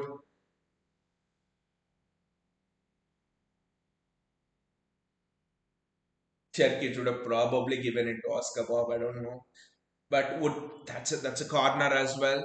But we bought another striker. Is it Mahamadou Sangare? Is it Mahamadou Sangare from PSG? We signed a very good young prospect from PSG. You see him play, and you think, who is this Erling Haaland playing? Who is this Erling Haaland playing? I mean, he scored three. He scored a hat trick in the under nine in the elite EDS under 23 Champions League. They have this youth Champions League this thing right before the main Champions League match of the senior team. He scored a hat trick. So just watch Mamadou Sangare as well. I guess that is his name. So I'm very much sure that is his name. So we have got replacements ready. We have got replacements ready. Adam says, but will Omar want to be on the bench, being a shadow to Haaland, especially since the fan base hates him on the wing? I don't think he's on the bench. Adam, I do not think he's on the bench. When he's fit, he starts ahead of Doku and Savinho. What a ball! And escape to pass Pickford. What a ball! Just look at that ball, guys, from Ryan Cherky. What a ball! Was it Ryan Cherky who's played that ball? just look at that ball. Just look at that ball from Ryan Cherky, guys. Just look at that ball from Ryan Cherky. Wow. Just look at that ball from Ryan Cherky, guys. I know Haaland didn't finish it, but just look at that ball from Ryan Cherky, guys. Just look at that ball from Ryan Cherky, guys. What a ball that is. Was it Ryan Cherky? Please confirm, but I think it was Ryan Cherky.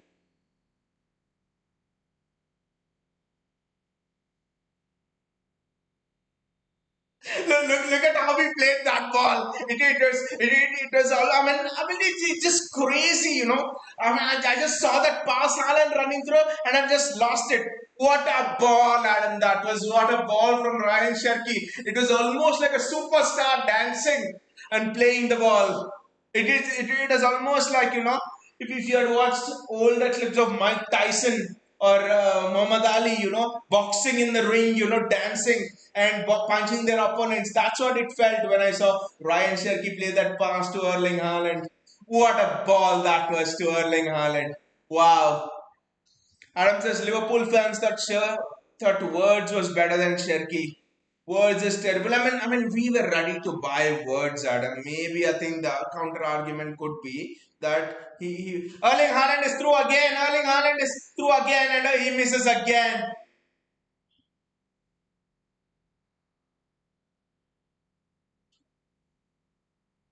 Erling Haaland could have easily had four chances. Sorry, four goals today. He's missed again, Erling Haaland. Wow.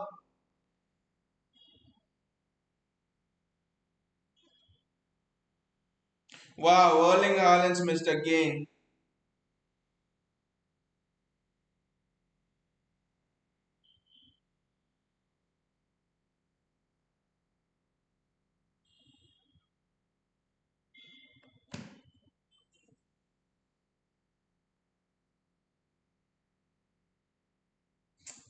I mean, what a ball that is. Again, it was Ryan Sherky, right? What a ball Ryan Sherky is playing. Wow. Ryan Sherky is just playing some absolute blinders. Wow.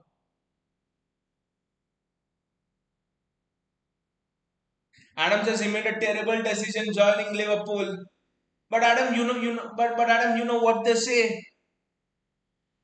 Words would have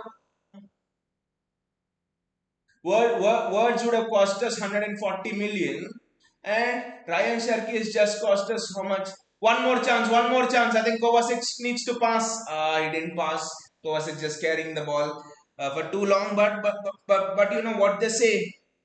Ryan Sharkey just cost you 36 million pounds.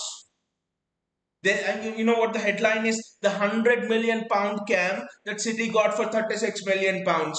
The heir to Kevin De Bruyne's throne that City got for 36 million pounds. We went 2-0. What? This is greatness. We are watching greatness here with Erling Haaland. Yes, he should have scored four and he scored only two, but we are watching absolute greatness here with Erling Haaland, to be honest. Absolutely wow. But Ryan Shetty for me is a £100 million cam we got for 36 million pounds just because Leon is in financial troubles. That's the only thing I would say about Erling Haaland. Superb, superb.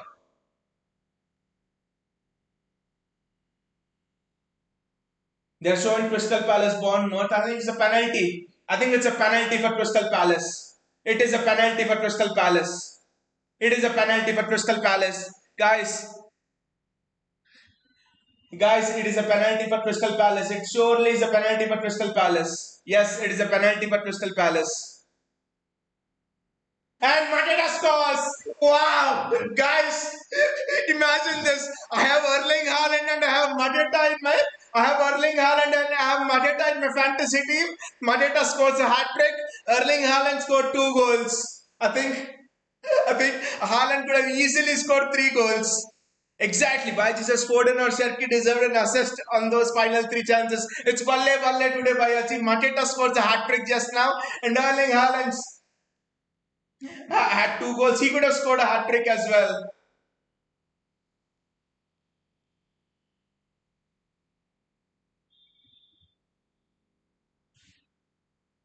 What is this Palace Bournemouth game? It's 3-3. Wow. And Palace are on the attack again. Eddie Nketiah against them. Mateta misses an easy chance. That could have been four for Palace. Wow, Mateta missed an open chance, guys. That should have been four for Palace. Mateta missed an absolute sitter. Mateta is an absolute sitter, guys. That should easily have been four for Palace. Wow. That would have been huge for me in my fantasy league, but Mateta should have absolutely buried that. That should have been four. That should have absolutely been four. Wow.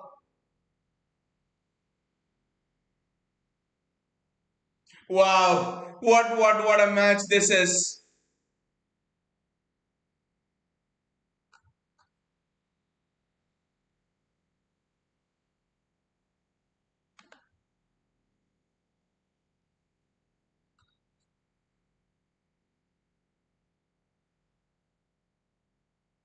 What a match.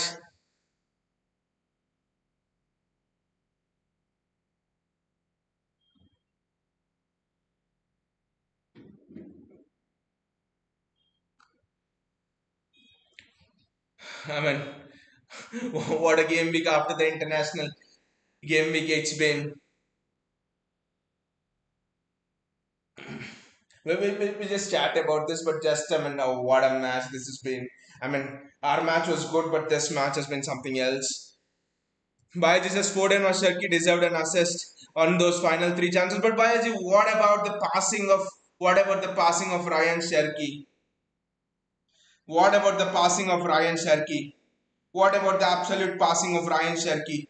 Bayaji, that was just that was just they say you get an high. That is what the passing of Ryan Sherky was. It was orgasmic. The passing of Ryan Sherky was orgasmic. That's how good it was. That pass, which I think both the passes were good, but one of the passes he played Haaland through it absolutely was orgasmic. Wow. Bhai says what a mess. Torres like he definitely could have scored four goals Bayaji today. Four goals. Mateta could have easily scored four goals today. But yeah, Adam, with the words, could have suited our system more than Liverpool's. I do not know. Maybe he could have slowed our system down more. With Kevin De Bruyne, you have to remember Kevin De Bruyne was never a player who slowed things down. He caught the ball, immediately bang. How many times have you seen Kevin De Bruyne back pass? Not much, maybe 10-20% of the times. I think it's the same thing with Ryan Cherky. But with Florian Wirtz, if Florian Wirtz does not find space ahead, he back passes. That's what I'm observed. Not observed before, obviously, but observed now at Liverpool. He mostly chooses those back passes and he holds on to the ball too much.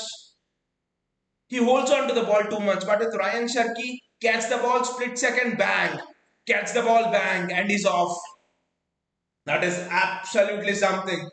Now, I think we must do a hate watch along for Arsenal and Liverpool. Imagine Arsenal lose today, Liverpool lose tomorrow against United. Wow, that would just be something else. That would absolutely be something else. Why this is Cherky straight away looks so good, telepathic with Haaland. Haaland could have scored four. That's how it is. That's how telepathic it is. It just seemed that Haaland and Sharky were long childhood friends. That Sharky, I think it was the first time of those three chances. It was the first chance which Sharky put Haaland through. I think Sharky picked up the ball. He didn't even see where Haaland was. Sharky was almost telling to Haaland, वो तो मेरा यार है, वो तो मेरा दोस्त है, मुझे पता है वो कहाँ रहेगा. मुझे तो बस बॉल को देखना है असिस्ट मारना है बस मुझे पता है हालन कहाँ कहाँ रहेगा that was the attitude of Ryan Sharkey. It was so non it is so revolutionary, it was so rebellious what Ryan Sharkey did with those passes. He absolutely put those balls through. Fantastic, absolutely fantastic. I think but whatever the game was, I actually think our wings really. Imagine we had very good wings today. Imagine if we had very very good wings. What would that have been? Imagine with our wings, what would that have been? What would the score line have been?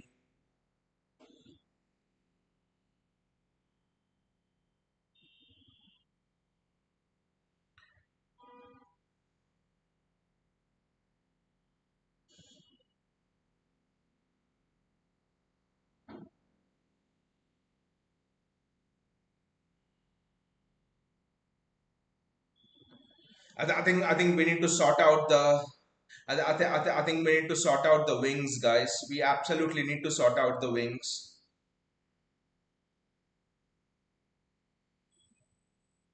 We absolutely need to sort out the wings.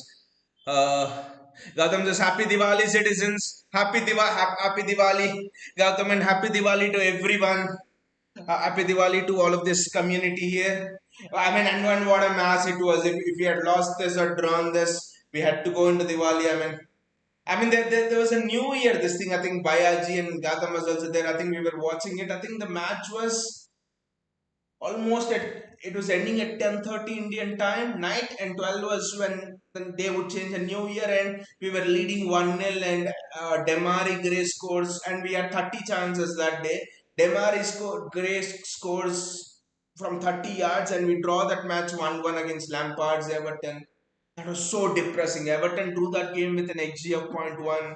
Oh, thankfully, it's not happened like that. Bhaiji says Pool at home losing to Man United would be bigger miracle than RCB winning IPL. Bhayaji, who knows? RCB have won IPL. Pool at home could also lose to Man United. Pool at home could have lost to Man United.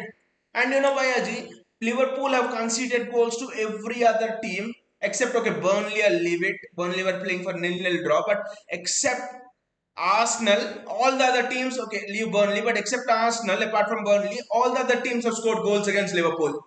And that idiot Mikel Arteta was trying to, scam a 1-0 win or a nil-nil draw, and he was thinking a point taken from Anfield is good. I don't know how Mikel Arteta concludes who are the title champions this early. I mean, Arsenal have to lose as well. Then it will be Deepavali double dhamaka. Gautam says I'll take a draw for Man U and Liverpool. I would take a loss and a loss. Fulham Arsenal, Fulham win. Man U Liverpool, Man U win. Because Man U are anyway down in the dumps. And imagine United winning at Anfield to Liverpool. What would it do to Slot? Just a thing on Dutch managers, guys. This is very, very interesting. I don't know if this is a pattern, but what I've noticed is Ronald Koeman at Everton. He was given close to 200 million to spend. I think it was in the mid 2015, 2017, 2018. I think those types. Ronald Koeman given 200 million pounds to spend by Everton's new owners at that time. Wasted everything on midfielders and bought some stupid players. Sacked. Frank de Boer at Chelsea was given money. Sorry, Frank de Boer at Crystal Palace, another Dutch manager, was given money to spend. He bought stupid players, was sacked within 7 matches like Ange was. Louis Van Gaal was given money to buy players at United. What happened, we know. Now, Eric Ten Hag at Manchester United and also at Leverkusen, we know what happened with him. Given money in the transfer window, Eric Ten Hag, and we know what happened with him. And now, Arne Slot at Liverpool. It's a pattern with Dutch managers, guys. Four of the past Dutch managers have been like this. Tell me a previous Dutch manager who's been superb, who's absolutely been superb in the Premier League. I at least don't remember. I don't know if it's a coincidence or if it's something like that. If if, I don't know if it's coincidence or what.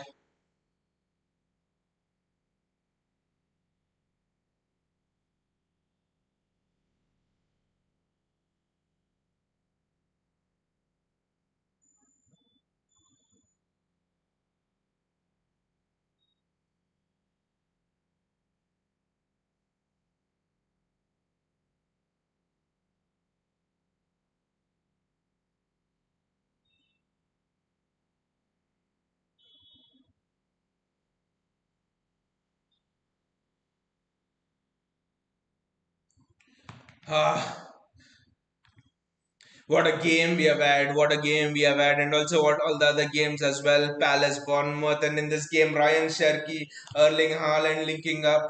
That was just absolutely superb, superb game, guys. What a game that is! What a game we have had! This has been absolutely superb. What a game week we have had returning back from international break.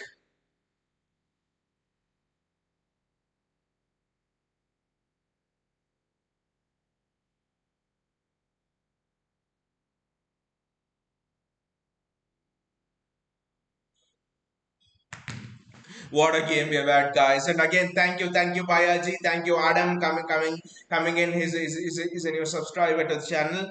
Thank you, Bayaji, again. Thank you, Gautam.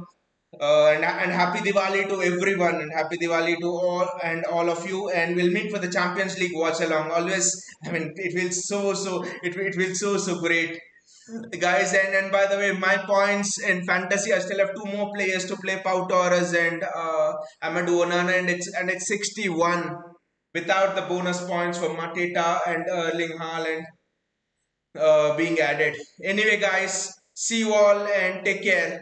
Thank you for joining the stream. It's been wonderful to have you all, guys.